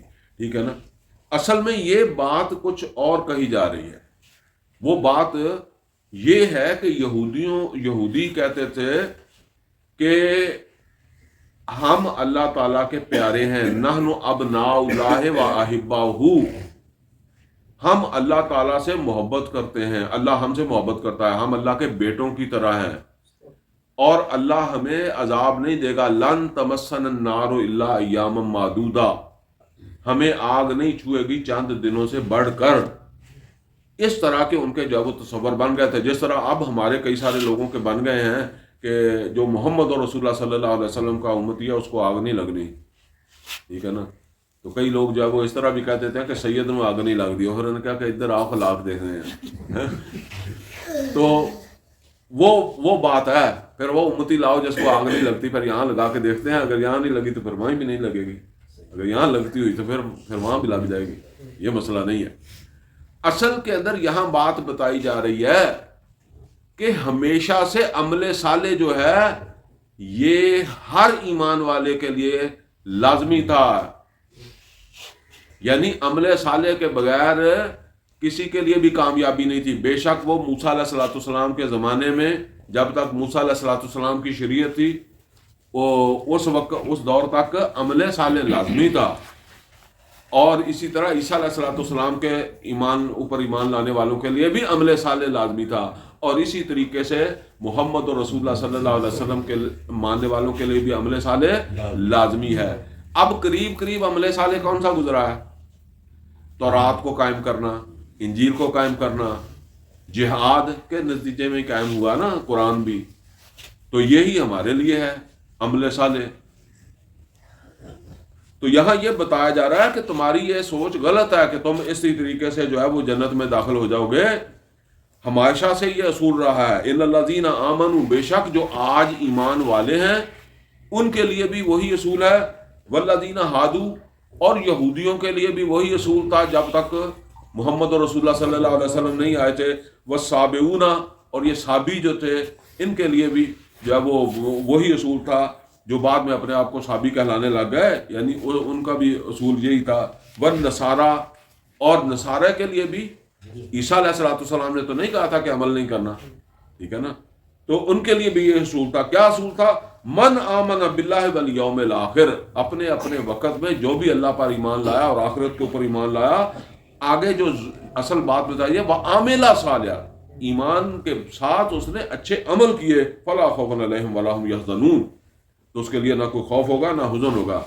البتہ اب جو عمل ہے وہ ہے محمد اور رسول اللہ صلی اللہ علیہ وسلم کے اوپر ایمان کے ساتھ. لقد اخذنا میثاق بنی اسرائیل، اور بے شک ہم نے بنی اسرائیل سے بڑا پکا عہد لیا تھا. وارسلنا الیہم رسولا، اور ہم نے ان کی طرف جو وہ رسولوں کو بھیجا. کلما جاءہم رسول بما لا تہوی انفسہم، اور جب بھی ان کی طرف جو ہے وہ کوئی رسول آیا جس نے آ کر وہ بات کی جو انہیں پسند نہیں تھی. بما لا تہوی انفسہم، جو ان کے نفس نہیں سننا چاہتے تھے. ذرا اہمیت اس بات کی سمجھ لیں. جب تک آپ وہ بات کریں گے جو آگے سے سننا چاہتا ہے تو وہ سنے گا بھی، اور آپ کی جان مال بھی محفوظ ہے، عزت بھی محفوظ ہے. جب آپ وہ بات کریں گے جو وہ نہیں سننا چاہتا تو پھر اب آپ کی عزت بھی محفوظ نہیں ہے. میں اس کی کئی دفعہ مثال آپ کو دیتا ہوں کہ آپ بازار میں جائیں، ابھی زور کا ٹائم ہونے والا ہے، تو آپ جائیں اور جا کر دکانوں کے اوپر جو ہے نا وہ جا کر ان کو نماز کا کہیں کہ یار نماز پڑھا کرو، نماز کا ٹائم ہو رہا ہے، اذان ہو گئی ہے، آ جائیں نماز پڑھتے ہیں. وہ آپ کی بات سنیں گے، آپ کو چائے بھی پیش کریں گے، آپ کی عزت بھی کریں گے. کوئی ہوگا جو برا محسوس کر لے، لیکن پھر بھی وہ آپ کو دھکا نہیں دینے لگا، عزت سے جانے دے گا. چائے پوچھ لے گا، کوئی تھوڑا بہت بھی اس کے اندر ہوا تو وہ کہے گا جی چائے تو پی جائے نا، آئے نہ آئے نماز نہیں پڑھنی نہ پڑے گا، لیکن آپ کی کوئی عزت کو خطرہ نہیں ہے. آپ دوسرے دن جائیں، جو جھوٹ بول کر سودا بیچ رہا ہے، جو ملاوٹ کر رہا ہے، اس کو بتائیں کہ محمد رسول اللہ صلی اللہ علیہ وسلم نے فرمایا من غشا فلیس منا، تو امت سے نکل گیا. ملاوٹ کر کے تم تو اپنے آپ کو نکال رہے ہو امت میں سے. ملاوٹ چھوڑ کے اندر آؤ. جو کم تولتا ہے اس کو ذرا یہ تبلیغ کرنا شعیب علیہ السلام والی، آپ کو سمجھ آ جائے گی کہ کل والی تبلیغ اور آج والی تبلیغ میں کیا فرق ہے. اب آپ کو دھکے مارے گا. جب پیغمبر آیا اور اس نے وہ بات کہی جو لوگ سننا ہی چاہتے تھے تو اس پہ انہیں کو کیا اعتراض تھا؟ ٹھیک ہے نا. جب اس نے وہ بات کہی جو وہ نہیں سننا چاہتے تھے. کوئی رشوت خور سننا چاہتا ہے رشوت کے خلاف, کوئی سود خور سننا چاہتا ہے سود کے خلاف, وہ نماز کی تبلیغ, روزے کی تبلیغ, داڑھی کی تبلیغ, پگڑی کی تبلیغ تو سن لے گا, لیکن اس طرف نہیں جائے گا. کوئی بہن بیٹی کا حصہ لے کر بیٹھا ہوا ہو اور اس کو آپ کہیں کہ تو جو ہے نا وہ ظلم کر رہا ہے, حرام کھا رہا ہے, تو پھر آپ ذرا وہاں کھڑے ہو کے دکھانا, ٹھیک ہے, کتنی دوستی آپ کی اس کے ساتھ برقرار رہتی ہے. تو فرمایا کہ جب وہ رسول آیا, تبلیغ جب آپ ساری کریں گے, پورے قرآن کی کریں گے, تو پھر تو آپ کو معاشرے سے یہی رسپانس ملے گا. کلما جاہم رسول بما لا تہوا انفسہم, جب بھی ان کے پاس کوئی رسول آیا اور اس نے وہ بات کی جو ان کے نفس نہیں سننا چاہتے تھے, نفس نہیں پسند کرتے تھے. ہاں باقی باتیں کرے, یہ کدھر چلا گیا, یہ اپنی پٹری سے اتر گیا. جس طرح وہ شعیب علیہ الصلوۃ والسلام کو انہوں نے کہا نا کہ یہ تیری نماز اب ہمارے کاروباروں میں مداخلت کرے گی, یعنی تو نماز کی تبلیغ کرتا کرتا دوسری طرف آ گیا. کلما جاہم رسول بما لا تہوا انفسہم, تو جب بھی ان کے پاس کوئی رسول آیا اور اس نے وہ بات کی جو ان کے نفس نہیں چاہتے تھے, سننا نہیں چاہتے تھے, پسند نہیں تھے, فریقا کذبوا, پھر کیا ہوتا ہے, پھر اس کو جھوٹا کہنا شروع کر دیا. تو پیغمبر ہی نہیں ہے, تو کتوں دا مولوی آ گیا, تو کہاں سے سیکھ کر آ گیا یہ ہمیں بتانے کے لیے. پھر میں وہ کہا کرتا ہوں کہ پھر آپ کے پردادے کا گناہ بھی آپ کے کھاتے میں ڈالیں گے. کیا آپ کے پردادے نے ہوگا نا, تو وہ کہیں گے ہاں تیرا وہ پردادا جو تھا اسی کا تو آگے پڑپوتا ہے نا, اب تو آ گیا یہاں ہمیں بتانے کے لیے کہ ہم غلط کرتے ہیں. تیرے تو پیو نے سارا کچھ بنایا ہی اسی طرح ہے. فریقاً کذبوا, تو ایک پیغمبروں میں سے ایک فریق کو تو انہوں نے جھٹلا دیا. وہ فریقاً یقتلون, اور ایک فریق کو وہ قتل بھی کرتے رہے. یعنی یہ بات ایسی نہیں ہے, سورہ نساء میں ہم نے پڑھا یہ بات. وَيَقْتُلُونَ النَّبِيِّينَ بِغَيْرِ الْحَقِّ وَيَقْتُلُونَ الَّذِينَ يَأْمُرُونَ بِالْقِسْطِ مِنَ النَّاسِ,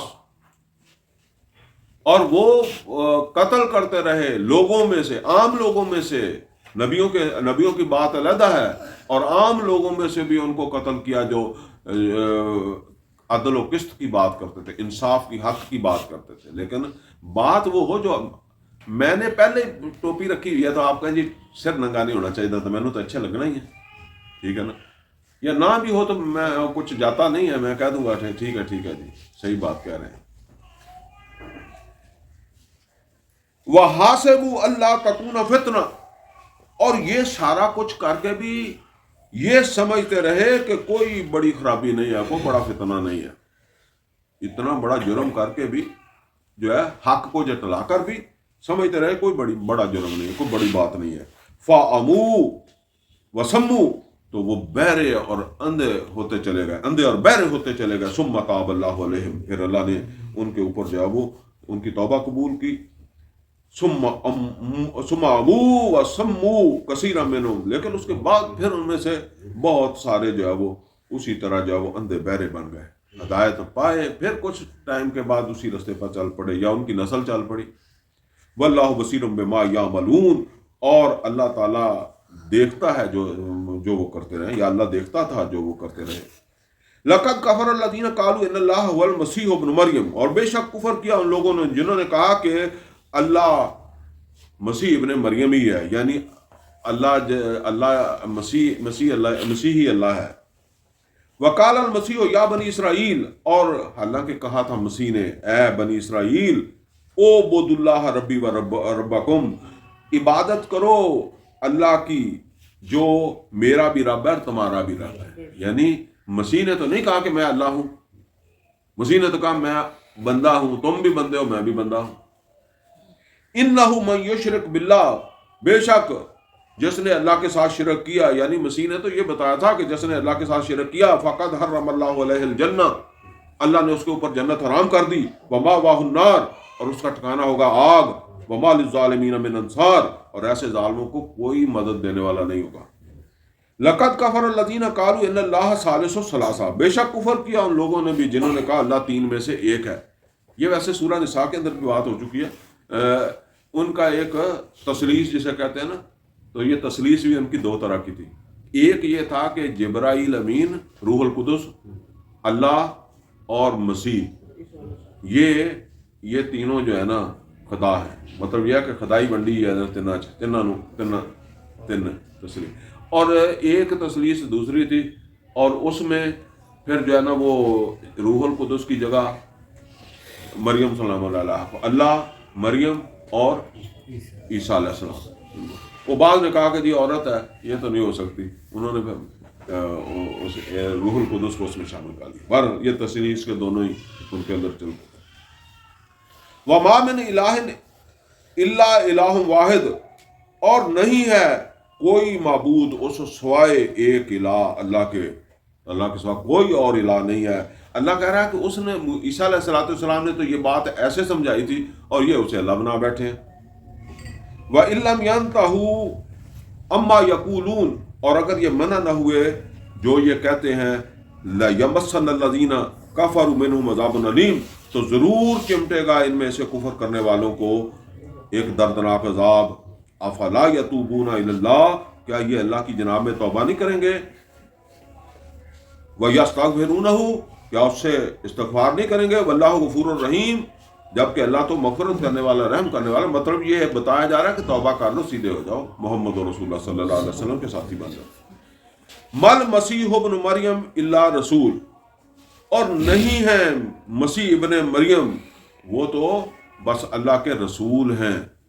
اب دیکھیں یہ جب سورہ آل عمران میں ہم نے پڑھا تھا، جب آیت نمبر 144 ہے سورہ آل عمران کی، جب نبی صلی اللہ علیہ وسلم زخمی ہوئے تھے احد میں، تو کچھ لوگ جو ہے وہ میدان چھوڑ گئے تھے نا، تو وہاں پھر اللہ تعالیٰ نے جو آیات نازل کی تھی تو ان میں فرمایا وما محمد الا رسول، نہیں ہے محمد رسول اللہ صلی اللہ علیہ وسلم مگر وہ تو اللہ کے رسول ہے. قد خلت من قبلہ الرسل، اور ان سے پہلے بھی رسول آیا اور چلے گئے. آفَإِن مَاتَ أَوْ قُتِلَ انقلبتم علی اعقابکم، کیا وہ ان کو وفات ہو جائے ان کی، یا وہ شہید ہو جائیں، او قتل انقلبتم علی اعقابکم، تم پیچھے پھر جاؤ گے. تو اب وہی بات یہاں جو ہے وہ آ رہی ہے. مل مسیح ابن مریم الا رسول، نہیں ہے مسیح ابن مریم کچھ اور سوائے ایک رسول کے. قد خلت من قبلہ الرسل، اور ان سے پہلے بھی رسول آئے ہیں چلے گئے. وَأُمُّهُ الصِّدِّيقَةُ، اور ان کی والدہ جو ہے وہ ایک بڑی سچی خاتون تھی. اصل میں وہ الزام بھی لگاتے تھے نا، بعض عیسائی اب بھی لگاتے ہیں، تو اس کے مریم سلام اللہ علیہ پر لگاتے ہیں نا، تو اس طرح فرمایا وہ ایک بڑی سچی ستھری عورت تھی. کانا یاکلان الطعام، وہ دونوں کھانا کھاتے تھے. یعنی اللہ تو کھانا نہیں کھاتا، مریم بھی کھاتی تھی اور عیسیٰ علیہ السلام بھی کھاتے تھے. کھاتے تو ہم سب بھی ہیں، لیکن وہ چونکہ الوہیت میں شامل ہے کیا نا، اس لیے اللہ بتا رہا ہے کہ یہ کیسے کھانا کھانے والے کیسے الوہیت میں شامل ہو گئے. انظر کیف نبین لہم الآیات، اور دیکھو کیسے ہم ان کے اوپر اپنی آیات جو ہے وہ واضح کر رہے ہیں، یعنی کیسے سمجھا رہے ہیں. ثم انظروا انا یؤفکون، اور پھر یہ بھی دیکھو کہ کیسے یہ الٹے جاتے ہیں یا الٹائے جاتے ہیں، کیسے یہ نکل جاتے ہیں، یعنی اس نصیحت سے فائدہ نہیں لیتے. قل اتعبدون من دون اللہ، تو ان سے کہیں کہ کیا میں بندگی کروں اللہ کے علاوہ اس کی ما لا یملک لکم ضرا ولا نفع، کہ جو نہ تمہیں کوئی فائدہ دے، کہ جو تم اختیار نہ رکھتا ہو تمہارے لیے کسی نفع نقصان کا. واللہ هو السمیع العلیم، جبکہ جو حقیقی مالک ہے وہ سب کچھ سننے والا اور جاننے والا ہے.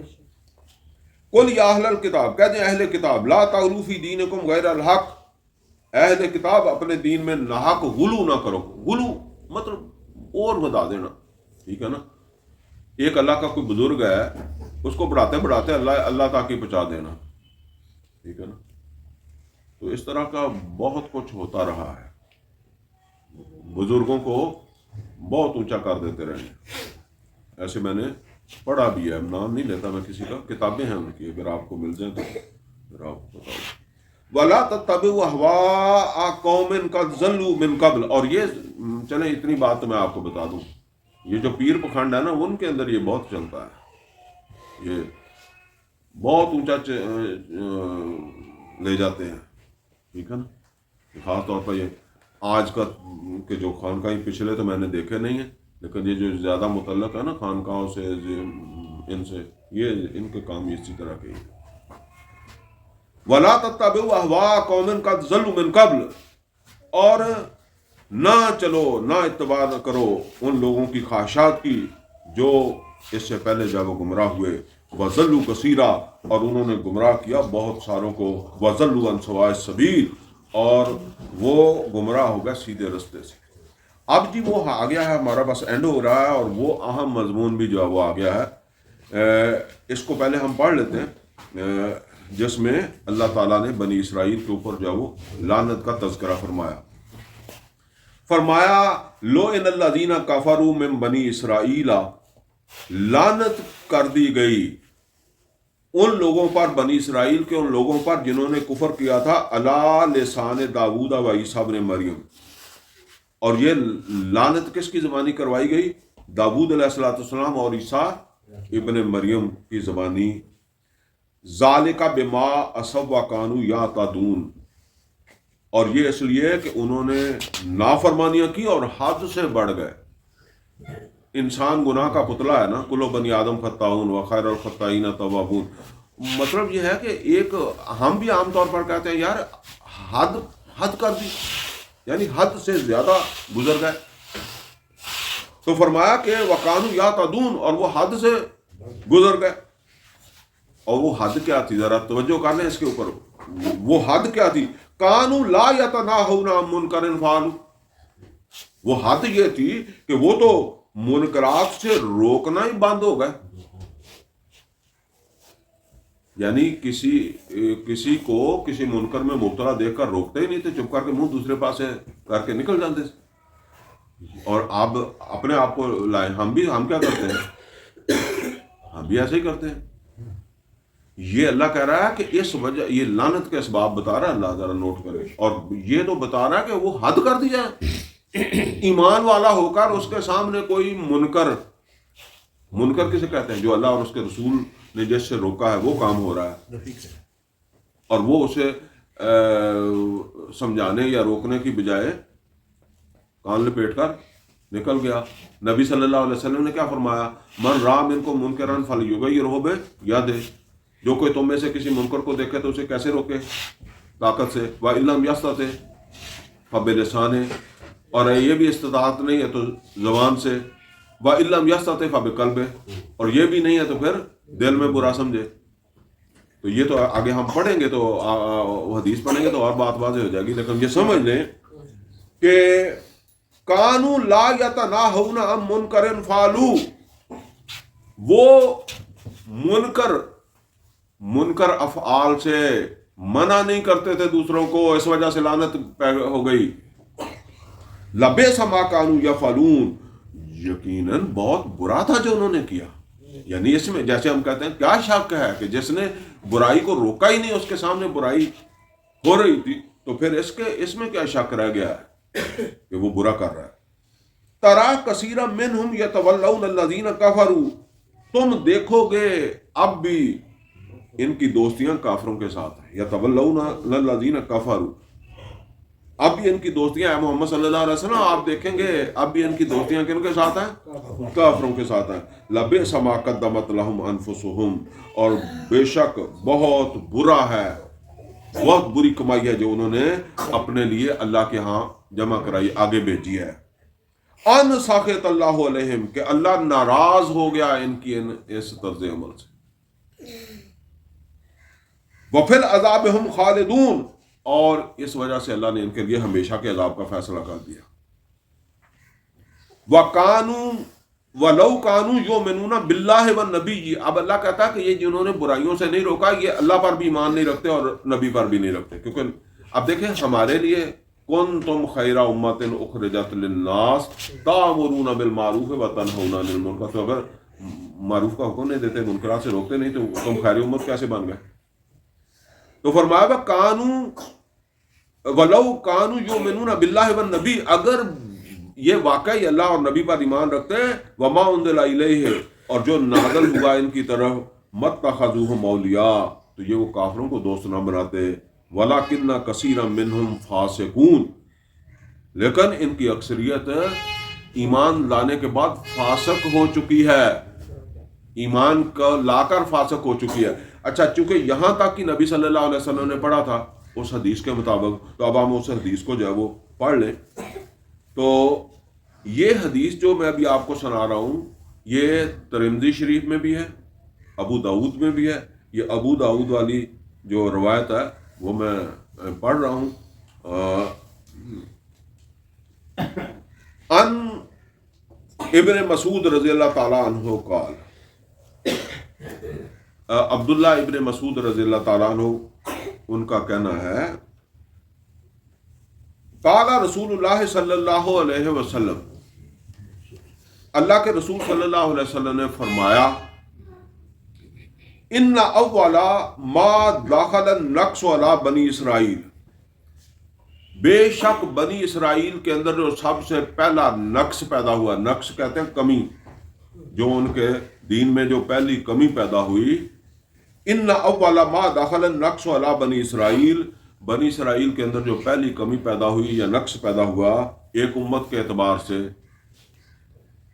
अन्नहु कान रजुल यलकर रजुला फयकूल, कि उनमें से एक आदमी जब किसी दूसरे आदमी से मिलता या उसे देखता या गुजरता है, उसे वो मिलता है, उसे देखता, तो उसे क्या कहता, या हाजा इत्तकुल्लाह, ए फलां अल्लाह से डर, वद मा तसनाओ, छोड़ दे जो तू कर रहा है। इसका मतलब ये है कि जब वो किसी आदमी को देखता और वो किसी ऐसे काम में मुब्तला है जो हराम है, गलत है, मुनकर है, तो वो उसे क्या कहता, ए फलां बाज आ जा, छोड़ दे, फ़इन्नहु ला यहिल्लु लक, बेशक ये तेरे लिए हलाल जायज़ नहीं है कि तू ऐसा काम करे। सुम्मा यल्काहु मिनल गदे, और फिर जब उसकी दोबारा उसके साथ मुलाकात होती, वह हुआ अला हालिही, तो वो देखता कि वो तो उसी हाल में है। किस हाल में है? कि वही बुराई, वही मुनकर, उसी में मुब्तला, उसने तो छोड़ा नहीं। उस वक्त उसने कहा दिया मैं छोड़ दूंगा जी, नहीं करूंगा, वो फिर भी उसे कर रहा है। अब अल्लाह के रसूल फरमा रहे हैं, फला यमनहु ज़ालिका, ये चीज उसे रोकती नहीं थी, यानी उसे ये चीज रोकती नहीं थी कि मैंने इसे मना किया था और इसने मेरे साथ वादा भी कर लिया था और अब ये दोबारा मैं देख रहा हूं तो वही काम कर रहा है, तो अब इसे मना होना चाहिए था। वो किस चीज से मना होना चाहिए वो आगे आएगी। तो फरमाया फला यमनहु ज़ालिका, तो ये चीज उसे मना नहीं करती थी। किस चीज से मना नहीं करती थी? अन यकूना अकेलाहु व शारिबाहु व कायदाहु, कि ये उसके साथ खाने पीने और मजलस को छोड़ देता। यानी जब इसने उसे मुनकर से रोका था तो अब ये दोबारा जो है वो इसने देखा उसी पे है, तो अगर वो नहीं रुका तो इसको उसके साथ खाना पीना और मजलस छोड़ देनी चाहिए थी। फलम्मा फालू ज़ालिका, जब वो ये करने लग गए, क्या करने लग गए कि अच्छा वो तो रोकते भी थे, हम तो रोकते ही नहीं है, तो वो तो रोकने के बाद मजलस तरक नहीं करते थे। यहाँ उनकी बात हो रही है, मजलस तरक नहीं करते थे या खाना पीना नहीं तरक करते थे। फलम्मा फालू ज़ालिका, जब वो ये करने लग गए, यानी आम यही चीज हो गया कि ठीक है किसी ने जी रोकना है, ये तो हमारी जिम्मेदारी है, नहीं रुकता तो जी माशरे में उसी तरीके से चल रहा है। ज़ारा बल्लाहु कुलूब बाज़हुम बिबाज़, तो अल्लाह ताला ने उनके दिल एक जैसे ही कर दिए। यह हमने पढ़ा था पिछली मजलिस के अंदर, अल्लाह ताला ने कहा कि जहाँ जहाँ जो है ना वो अल्लाह ताला की आयात जो है उनके खिलाफ बात हो रही हो तो उस मजलिस को तरक कर दो, वरना अल्लाह तुम्हारे दिलों को भी उन जैसा कर देगा। पढ़ा था ना, याद होगा।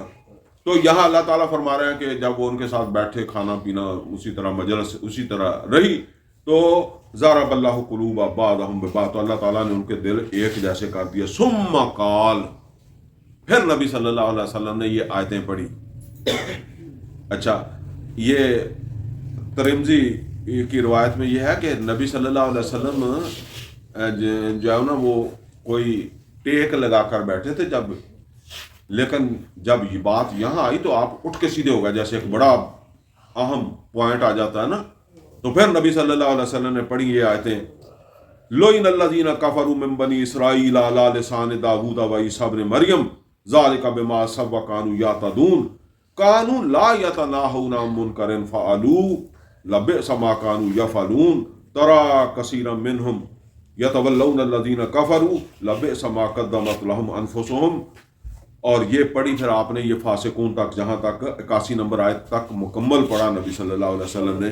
सुम्मा काल, और ये अब हमसे मुतल्लक बात आ रही है। फिर नबी सल्लल्लाहु अलैहि वसल्लम कहने लगे, यानी टेक लगाई थी, सीधे हो गए और हमारी तरफ मुतवज्जे होकर वो कहते हैं, क्या कहने लगे, वल्लाहि लतामुरुन्ना बिल मारूफ, अल्लाह की कसम तुम लाजमन जो है वो मारूफ का हुक्म देते रहना। वल्लाहि लतामुरुन्ना बिल मारूफ, यानी उनकी बात सुनाकर, आयात पढ़ के उनकी लानत वाली बात सुनाकर, वल्लाहि लतामुरुन्ना बिल मारूफ, अल्लाह की कसम तुम लाजमन जो है वो मारूफ का हुक्म देते रहना। वला तनहवुन्ना अनिल मुनकर, और लाजमन तुम मुनकरात से रोकते रहना। वला तअखुजुन्ना अला यदिज जालिम, और तुम्हें लाजमन जालिम का हाथ रोकना होगा, जालिम का हाथ रोकना होगा। वला तातुरुन्नहु अलल हक़्क़ि अतरा, और तुम्हें उसे लाजमन हक की तरफ फेरना होगा। वला तकसुरुन्नहु अलल हक़्क़ि कसरा, और तुम्हें उसे हक के ऊपर कायम रखना होगा। ये कायम कैसे रख सकते हैं? असल में वो निज़ाम कायम होगा तो उसे मजबूर भी करना है, ठीक है ना। अब हम ये कह सकते हैं कि ये हम नहीं कर सकते, तो अल्लाह ने तो कहा निज़ाम कायम करो, पीछे वो आया तौरात और इंजील को कायम करो, कुरान को कायम करो, यही मतलब है उसका। अब अल्लाह के रसूल ने फरमाया ला तकसुरुन्ना अलल हक़्क़ि कसरा, तुम्हें उसे हक के ऊपर जो वो कायम रखना होगा। अगली बात अहम आ गई है, औ ला यदरिबन्नल्लाहु बिक़ुलूबि बाज़िकुम अला बाज़, वरना अल्लाह तुम्हारे दिलों को भी एक जैसा कर देगा। मुसलमानों, फिर अल्लाह तुम्हारे दिलों को भी एक जैसा कर देगा, जैसा उस नाफरमान का था, मुनकर में मुब्तला जो था, और तुम मुब्तला नहीं थे लेकिन तुमने उसके साथ उसी तरह से मजलिसबाजी रखी हुई है, खाना पीना है वो रखा हुआ है, तो फिर तुम भी उसी जैसे हो जाओगे। औ ला यदरिबन्नल्लाहु बिक़ुलूबि बाज़िकुम अला बाज़, अगली बात, सुम्मा यलअनकुम, फिर अल्लाह तुम पर भी लानत कर देगा। उन पर लानत की थी, फरमाया सुम्मा यलअनकुम, फिर अल्लाह तुम पर भी लानत कर देगा, कमा लअन्नहुम, जैसे उसने उन पर लानत कर दी थी। तो ये जुर्म बहरहाल आज हम कर रहे हैं, ठीक है ना।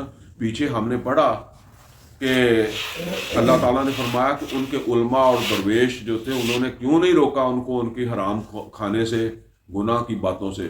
तो हराम तो पूरे माशरे में चल रहा है, बाकी वो उलमा नहीं है जो रोकने वाले हों। वो कहाँ हैं? वो किसी मदरसे में बैठे हुए, किसी मस्जिद में बैठे हुए होंगे, लेकिन रोकने वाले वो नहीं है, ठीक है ना। तो ये नतीजा आपने देख लिया, यहाँ वही सारा कुछ हो रहा है, फर्क कोई नहीं है। बहरहाल ये बड़ी अहम हदीस थी, तो मैंने कहा ये आपको सुना दे।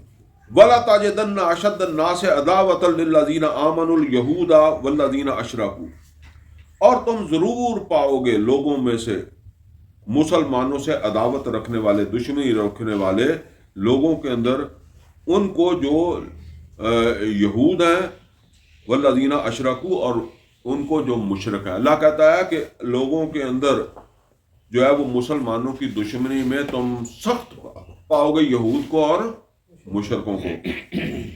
वला ताजिदन्ना अक़रबहुम मवद्दतन लिल्लज़ीना आमनुल लज़ीना क़ालू इन्ना नसारा, और तुम जरूर पाओगे उन लोगों को, उन लोगों के अंदर मुसलमानों के लिए कोई नरमी, को मोहब्बत, वो जो कहते हैं कि हम नसारा हैं, हम ईसाई हैं।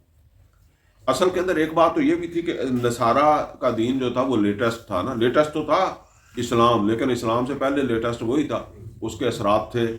इसीलिए तो जो वो हबशा में भी मुसलमानों को जगह मिल गई, और वैसे भी कई सारे ईसाइयों का जिक्र है कि वो मतलब नबी सल्लल्लाहु अलैहि वसल्लम के ऊपर ईमान भी लाए हैं। यहूदी सख्त थे, वो पुराने हो गए थे ना। तो बहरहाल آج کل تو وہ بھی ایک جیسے ہوئے ہیں، لیکن یہ بہرحال اس وقت کی ایک بات ہے، اللہ نے کہا کہ ان میں تو کوئی نرمی ہوگی، ان میں نہیں ہے. ذالک بانہم قسیسین ورہبانا، یہ اس لیے اللہ تعالیٰ فرماتا ہے کہ ان میں نرمی اس لیے ہے کہ ان میں علم والے لوگ ہیں، ان میں درویش ہیں، اللہ والے لوگ ہیں. وَأَنَّهُمْ لَا يَسْتَكْبِرُونَ، اور یہ اس لیے کہ ان کے اندر تکبر نہیں ہے، اس لیے یہ نرمی رکھتے ہیں مسلمانوں کے لیے. الحمدللہ جی، ہم نے یہاں تک پڑھنا تھا پڑھ لیا، کلاس ہماری مکمل ہو گئی. اقول قولی ھذا واستغفر لی ولکم ولسائر المسلمین والمسلمات.